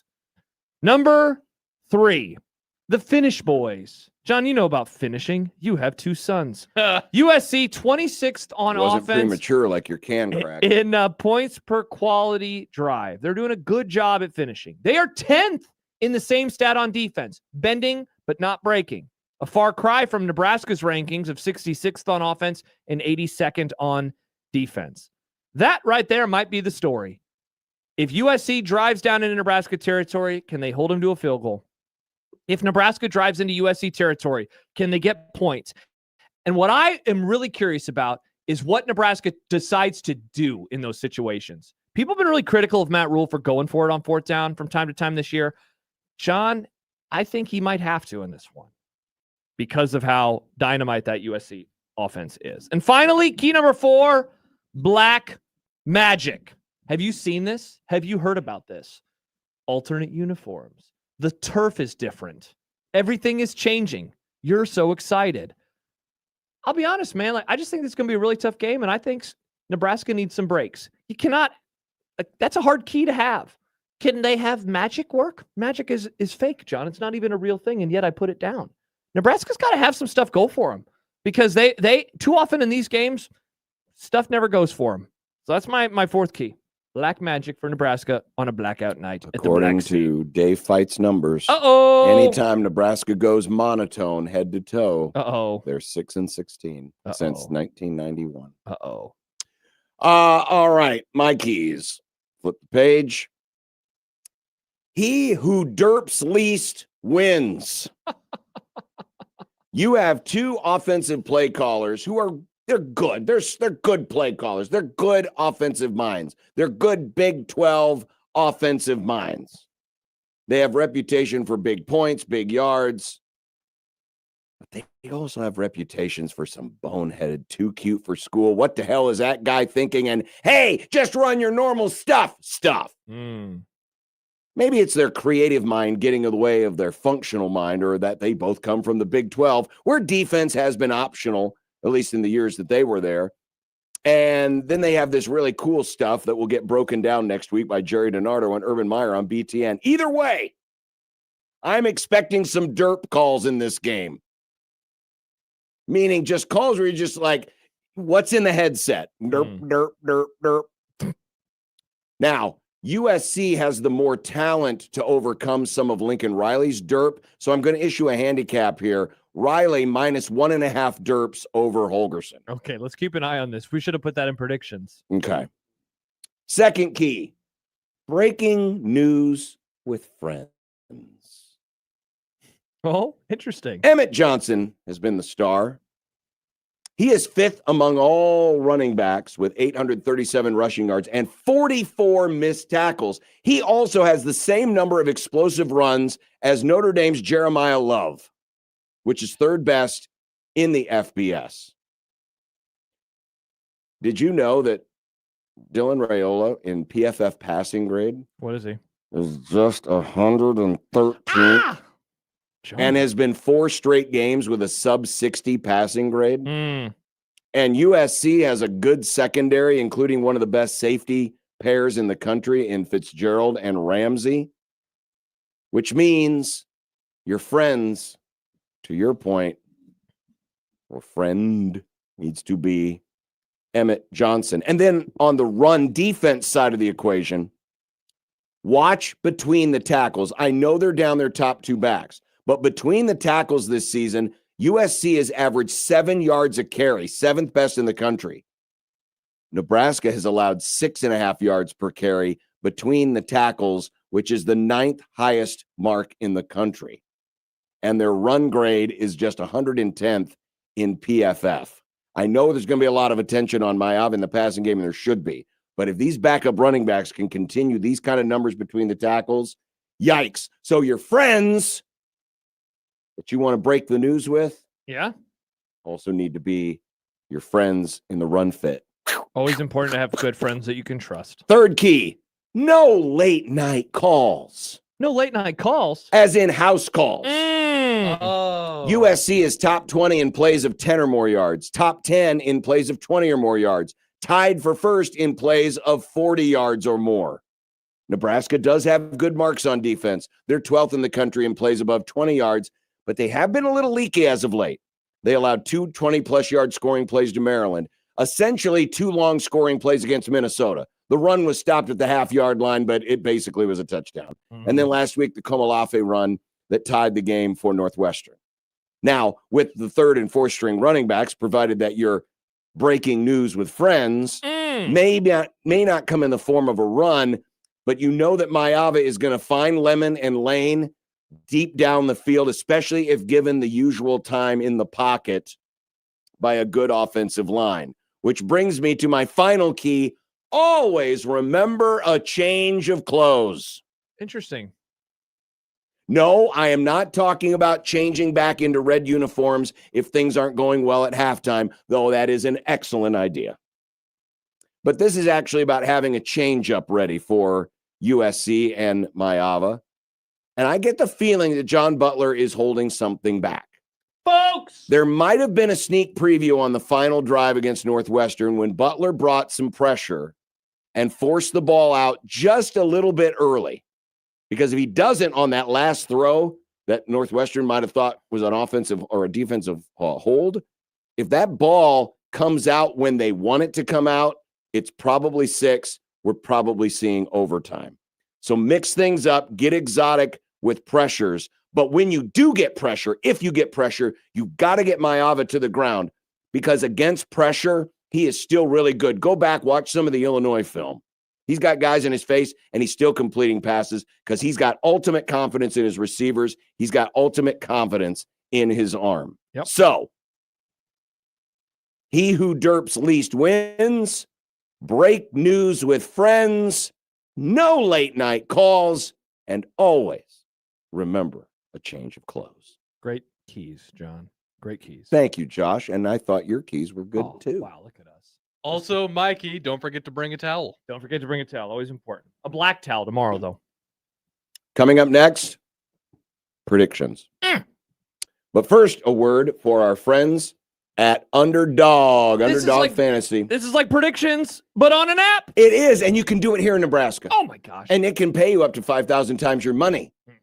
I know we're going to talk about the NBA here, but I do have a couple of MLB on tonight's World Series game that I'm very excited about. That's the beauty of Underdog is it can be football, it can be baseball, and we're now in NBA season, and there's NBA games every single night from now until the end of time. Pretty much. And you can go in there, pick your favorite or maybe least favorite player, go higher or lower on several different categories, and there can be upwards of 12 to 15 different individual categories per player. And you can win up to 5,000 times your money. And if you use our promo code at sign up, you're going to get some bonus funds and bonus plays to get yourself started. By the way, you mentioned the NBA. Don't forget about college football. How about this? Higher or lower on Emmett Johnson, 97.5 rushing yards. We just talked about Mayava. Higher or lower than 8.5 rushing yards. All that and more available right now. And if you use our promo code 1620 The Zone, you can score $100 in bonus funds or bonus entries when you play your first $5. That's promo code 1620 The Zone. Must be 19 plus and present in Nebraska. Terms apply. See assets.underdogfantasy.com for details. Concerned with your play? Call 1-800-GAMBLER or visit ncpgambling.org.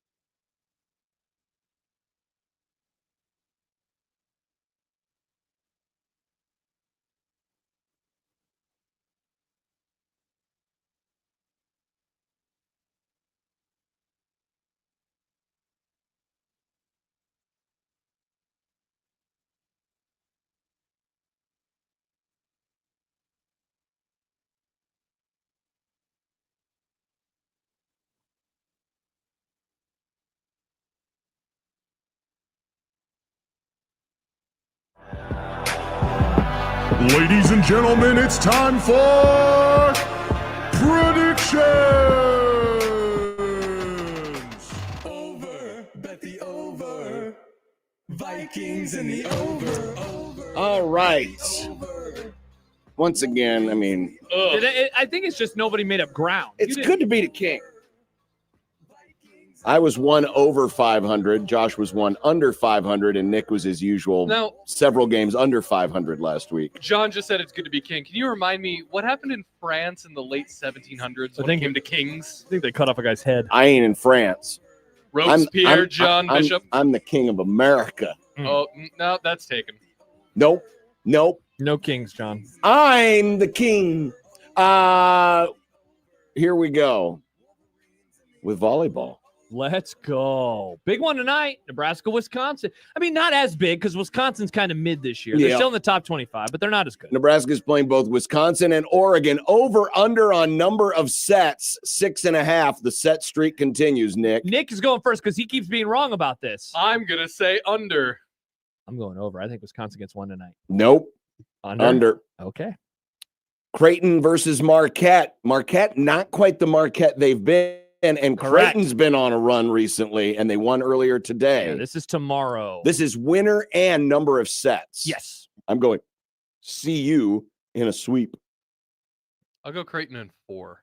Creighton in 4 for Nick. I will also go with John. They had another sweep today against DePaul. They haven't lost a set since October 4th. What is with these Nebraska-based volleyball October teams? 4th, September 4th. College football. Diego Pavia and Vanderbilt plus 2.5 at Texas. The Doors, but not the crappy band.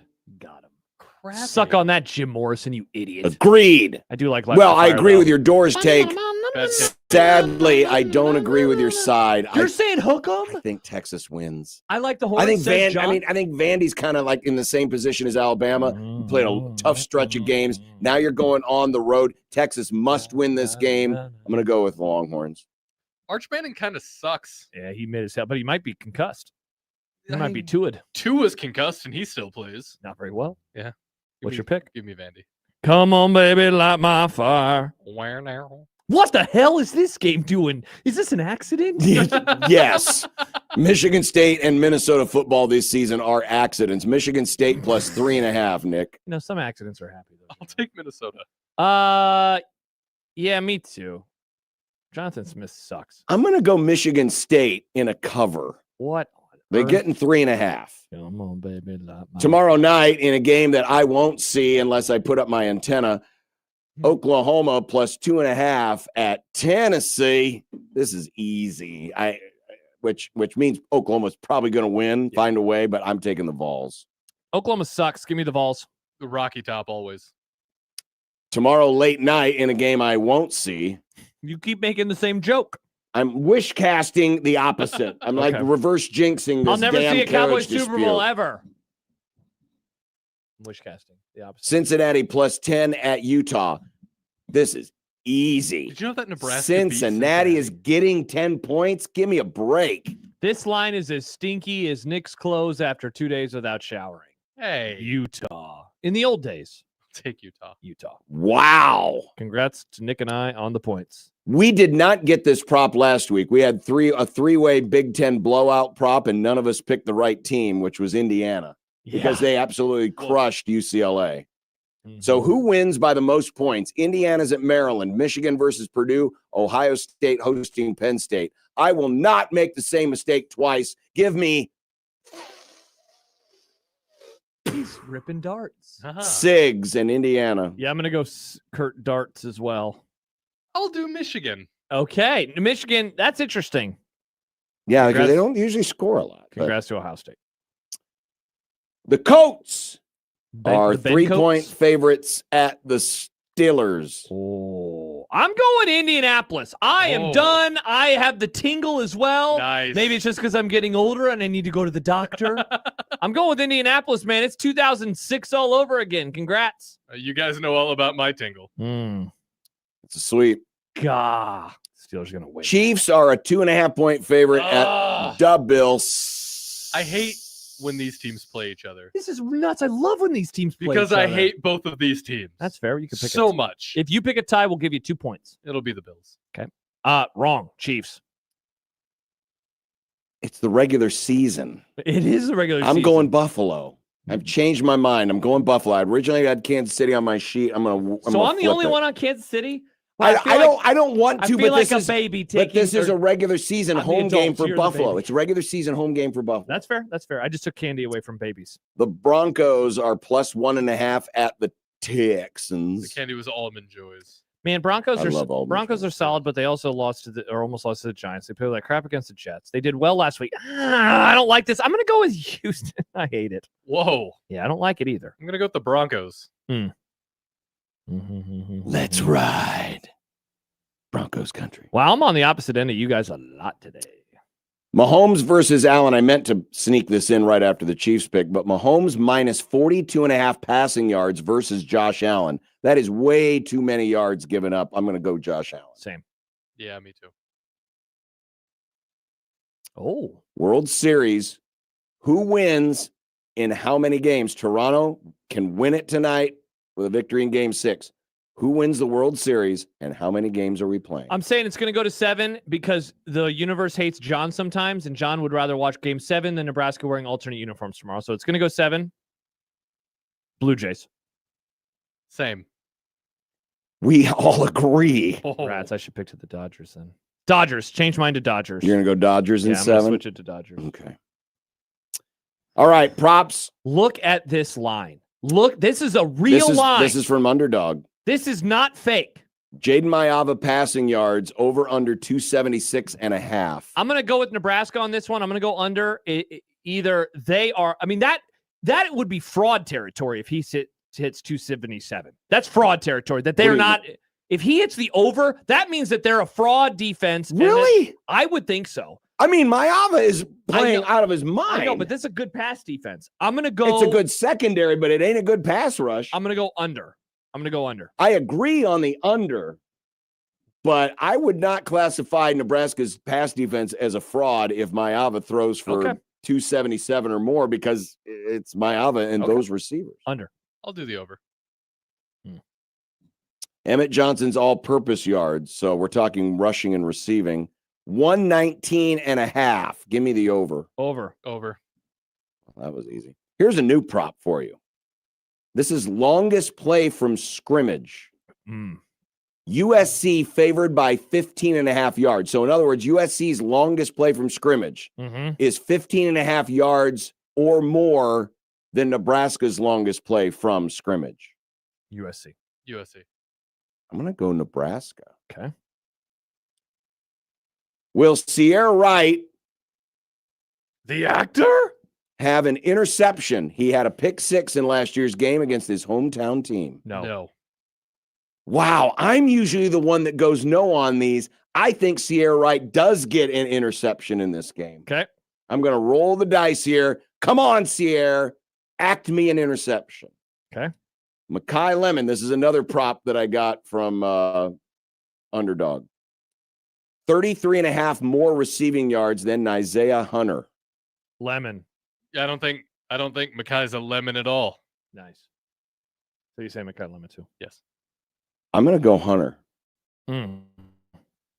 I think Lane might get more yards than Lemon. And I think Hunter will be a big part of the offense. All right.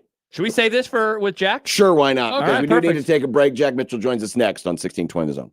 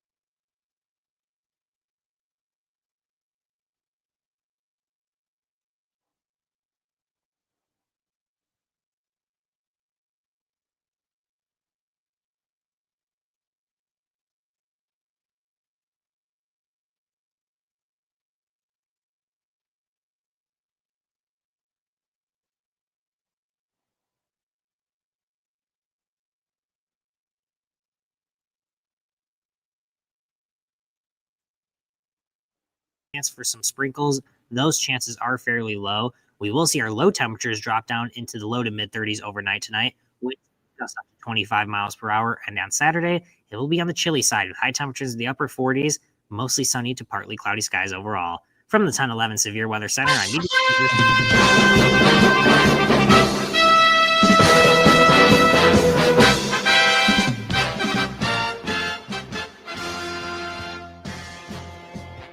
Here we go with another Super Friends Roundtable on News Talk 1400 AM and 99.3 F. We're on the FM dial finally, John. Oh, it's the dream. It's the dream. You just need some help from your friends to get what you really want, don't you? Huh? And I know that 99.3 is as powerful as 101.9. I can get it from here. Is that true, Jack? Yes. 100% true. And don't say any more. And of course, 1620 The Zone. It's the Super Friends Roundtable. We do this every Friday of a game week. And Jack Mitchell from KLIN in Lincoln, myself, John Bishop, Josh Peterson from 50th and Capitol, or 50s, whatever. What is our freaking address? 5011 Capitol Avenue. Whatever. Yeah. For first Oh, day wait, here? Huh. by the way, no, but we are drinking Cornhusker Crusher today. At least I am. Look at me. They didn't allow me to, Jack, so I'm doing a different beer. Surprise.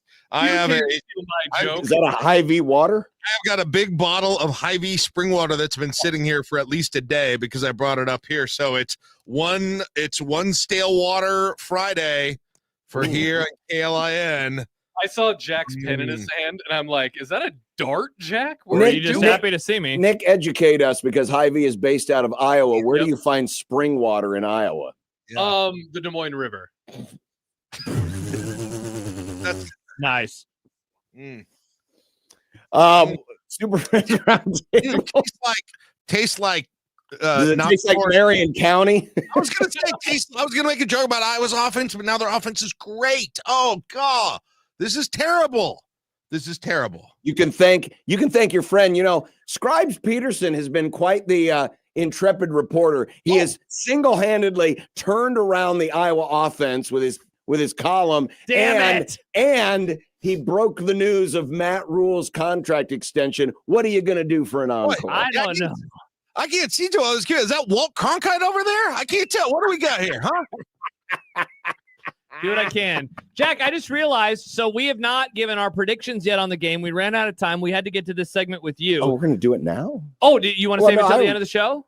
Well, I didn't know what Nick was going to do. What do you think, Jack? Should we save it for the end of the segment? Well, I think it'd be a good topic. I think it'd be a good conversation starter. All right, fine. Let's do this. I mean, John and I already, kind of spoiled ours this morning. Yeah. So Yeah. Why don't you hop on real fast? Because I know Nick has stuff to do. What's your game prediction for Nebraska? My game prediction: it's going to be cold tomorrow. People forget, and I think there will be a home field advantage, but not enough to matter. 38-27 USC. I already picked 31-21 this morning on the Friday Husker tailgate, though there is a path to a Nebraska victory. Of course there is. There is a path to a Nebraska victory, and I just think the talent will prevail, but I will not be surprised if Nebraska pulls this one out. Yeah, so I went 37-24 USC. I just think their offense is going to be too good, and they're going to be able to put up points. And so here's what I wanted to do. What, Jack doesn't get to make a prediction? Well, he already did. Yeah, I guess Jack. Well, yeah, but not on our airwaves. Yeah, I guess that's true. Jack, what was your prediction? I don't know. I don't know. I predicted. You predicted USC because you wanted to reverse games. Yeah, I predicted USC because I wanted Nebraska to win, and that will help make them win. So you did that last week. And it worked. Last week. So far, it looks like there's someone else should have gotten a contract extension here, is what I think. So let me ask you this, Jack. I wonder how you have getting one. Could you tell me? No, I have you heard anything? Jack, can't report. It's not Josh's story to tell. It's your story. True, I'm gonna tell my wife first. So, Jack, one of the things that John and I discussed, and I'm guessing you... Does that mean you have to go down the hall to the next bedroom to tell her? You have probably discussed it on your show this week too, Jack, and maybe today. I listened to some of the show for the record. Very good start to the show. I'll get to the rest of it later tonight. The weather. Where are you at with this? Because I'll be honest, I went 37-24. That's pretty high scoring. Yes, That's an easy over. Yes, it easy is. overs. And yet, Jack, I'll be honest, towards the end of this week, I wondered to myself, is that too many points for USC to score? And are we going to be looking at the game tomorrow night at like 9:00 and Noah Eagle and Todd Blackledge are saying, well, here they are again, a West Coast team coming to the Midwest, and it's in the 30s, and they're, for whatever reason, just unable to get across the goal line a bunch. I don't know. Oh man. And I heard you guys, because I love listening to your content live and not saying I'm going to listen to it later and then not listening to it. I was listening to your content earlier today with Michael Severe, and he was saying, I guess he was doing Happer Show. I guess it was your crossover today, right? Is that right? Yes. I don't know what year it is, who's there, when. John acts like he just started there, right? I mean, Severe's there.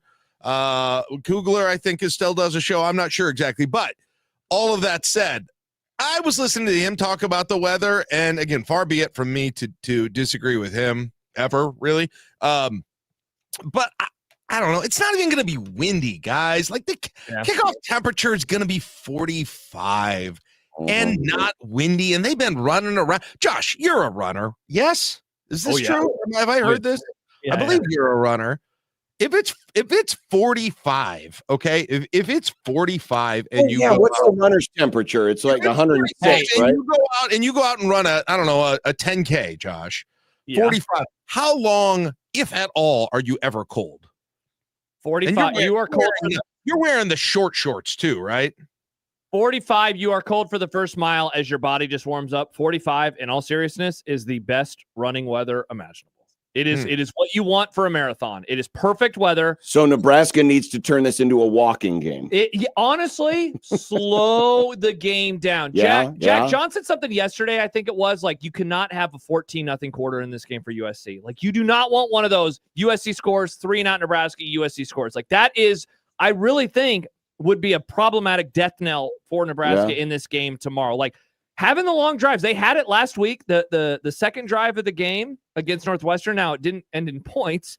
They missed the field goal, but they still had a very long drive, right? They had a long-ish first drive.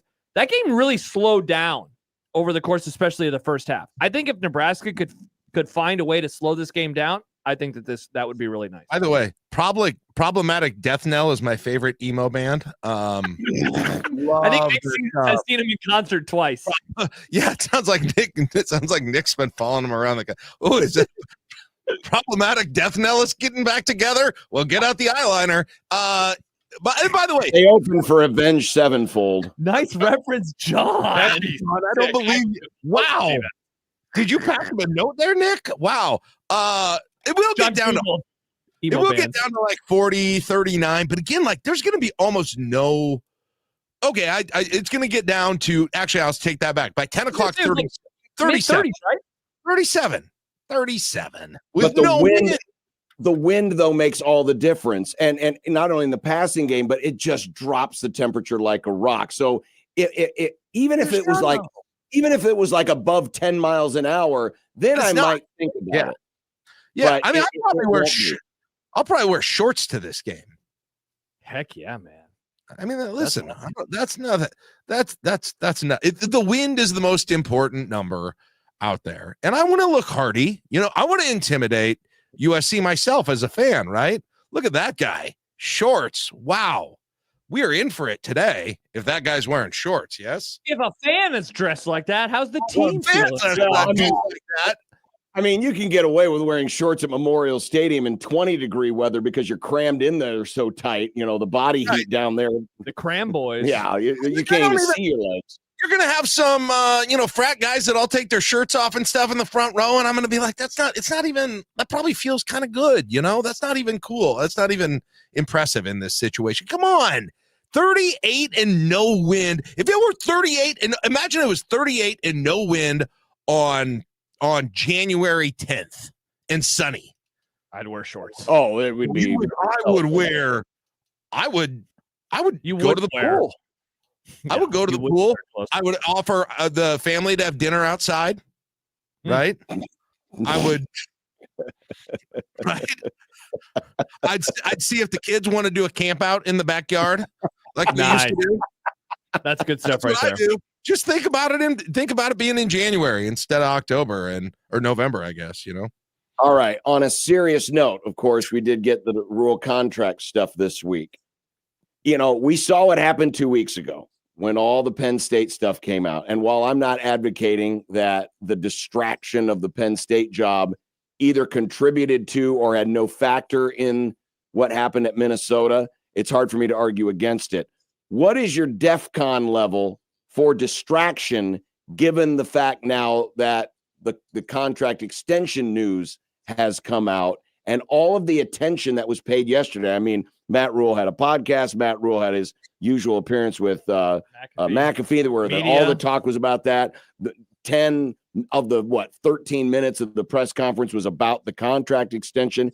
What's your level of concern that there's been not enough focus on USC because of the contract extension news? I mean, oh man.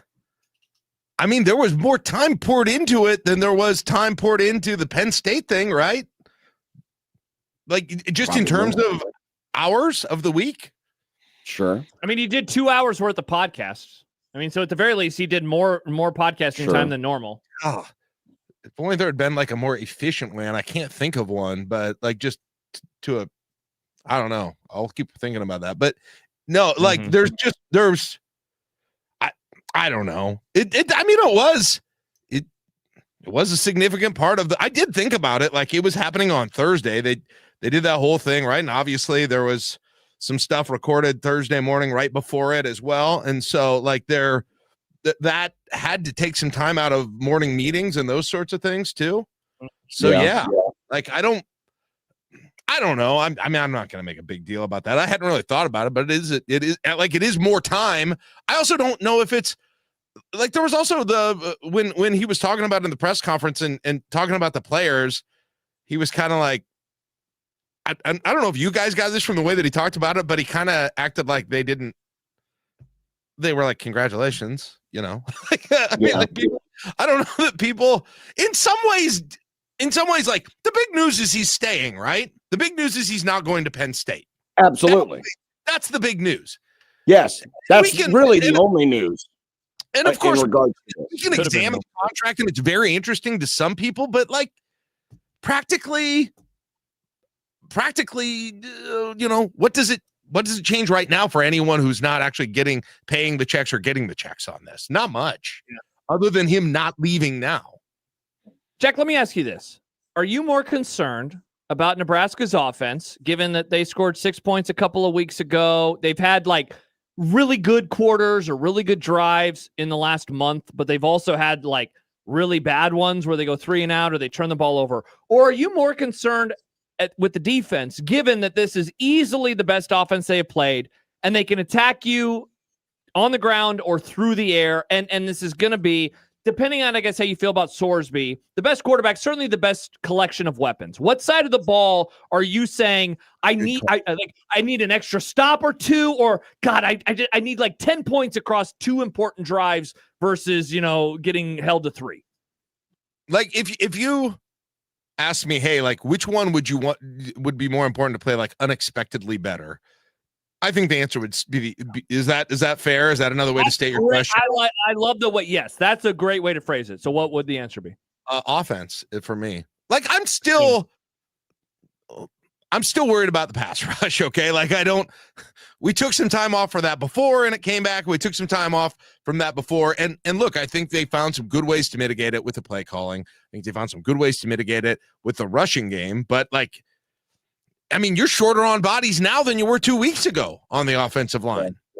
Yep. If you don't have, I don't know what the latest on Gatula's status is, and obviously Prohaska has been hurt, and so if so, you're going with Corcoran at the tackle, and I think he did well jumping in there on Saturday, but like, it's hard for me to ever just like flush that issue down as being a possibility, right? And until that happens, I don't know. Like, that will always be the biggest, I think, concern for me. Ask that question again. So it's basically, what side of the ball are you more concerned about? Is it the offense not, you know, being able to get as many points as you need, or is it the defense getting the stops? And how did you phrase? I like the way you phrase it, Jack. Like, which one kind of surprise over expectation, I guess? I would go defense. Yeah. I would go defense because if you could get some extra stops. Yes, getting extra stops against this. I mean, that is clearly the stronger side of the ball for USC, and especially if Nebraska could generate some kind of a pass rush. My biggest concern all season long has been, yes, the secondary has been great. Yeah. But it feels like there's a little bit of fool's gold because Nebraska has not been able to get a pass rush. And outside of Cincinnati, which now, again, that win looks It's great. aging incredibly but well. it was the first game of the year, right? Yep. And so, I guarantee you if they play that game again, it plays out a lot differently than it did in Kansas City. But that's the last time Nebraska faced what I would consider to be anything approaching a high-octane passing offense. This is a high-octane passing offense. Really good quarterback, 2 excellent receivers. Excellent scheme and system by Lincoln Riley. I would vote defense and especially concentrate all my focal energies, all my firepower on that pass rush, because if they can get pressure, it changes the game. It changes the game from a schematic game. It changes the game from an emotional game. This is a crowd that's going to be juiced, we assume, and nothing. We just watched the 92 Colorado game. Happy anniversary, 33 years. Nothing got that crowd jacked up more than when that defense came out and hit Coy Detmer again and again and again and again.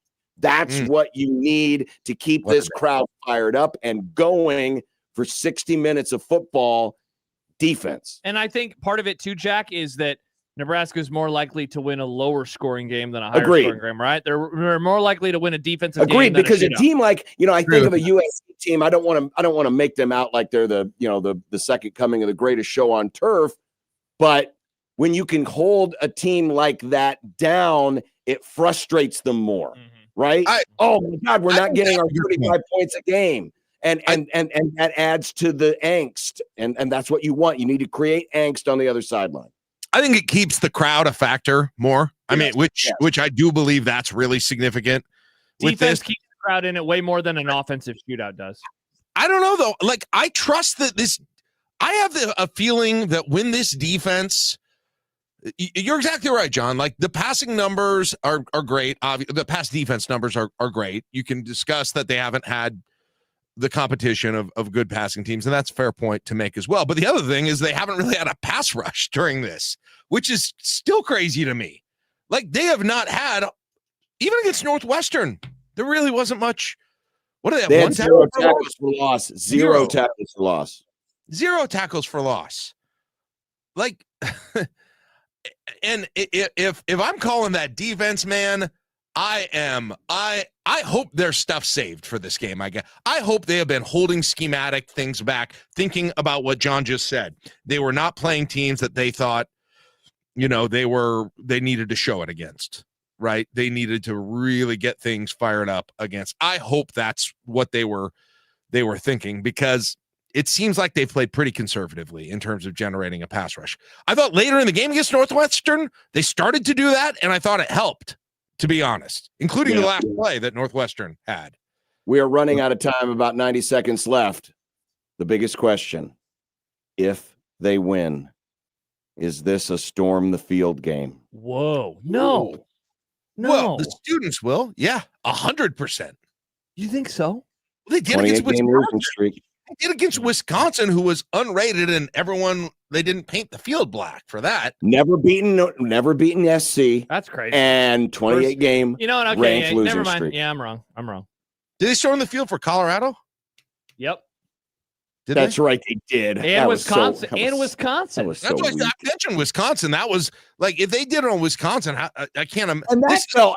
I'm sorry, that felt forced. This might actually, especially given the gimmick of the blackout, and everyone's going to be juiced. Yeah. And this would feel more like an organic field storming versus the gimmick field stormings of the last two. I was going to say the Wisconsin, and I'm never going to bust on the students for storming the field. This generation that's had no joy, so I will not. My son was there doing it, right? But real quick, we're almost out of time. These are different than the storming of the fields during our days, John. Like, that was everyone, right? Everyone's grandpa. Like they did after the 92 Colorado game. It was 52-7. The game was over, and they still stormed the field. Right. I mean, Tim Walz was storming the field and tearing down the Gold Coast. Am I right? Yeah. Jack, you're going. Enjoy the game. Yeah. All right. There you go. Thank you, guys. Husker Volleyball on KLIN tonight at 7. Pregame. Game at 8. See you tonight. Bye, Have a good Jack. We'll see y'all later on the 1620 the pregame. We still got time. I didn't realize you included the bed. All right, we'll see you tomorrow on 1620 the pregame. No, we can talk a little bit more. Yeah, you got some time. Okay, what do you we'll got see you going on? tomorrow on 1620 the pregame. You got anything going on tonight? I'm not watching ESPN. What's for dinner? Popeyes from Michael. I don't know. I also don't know. Great job, guys.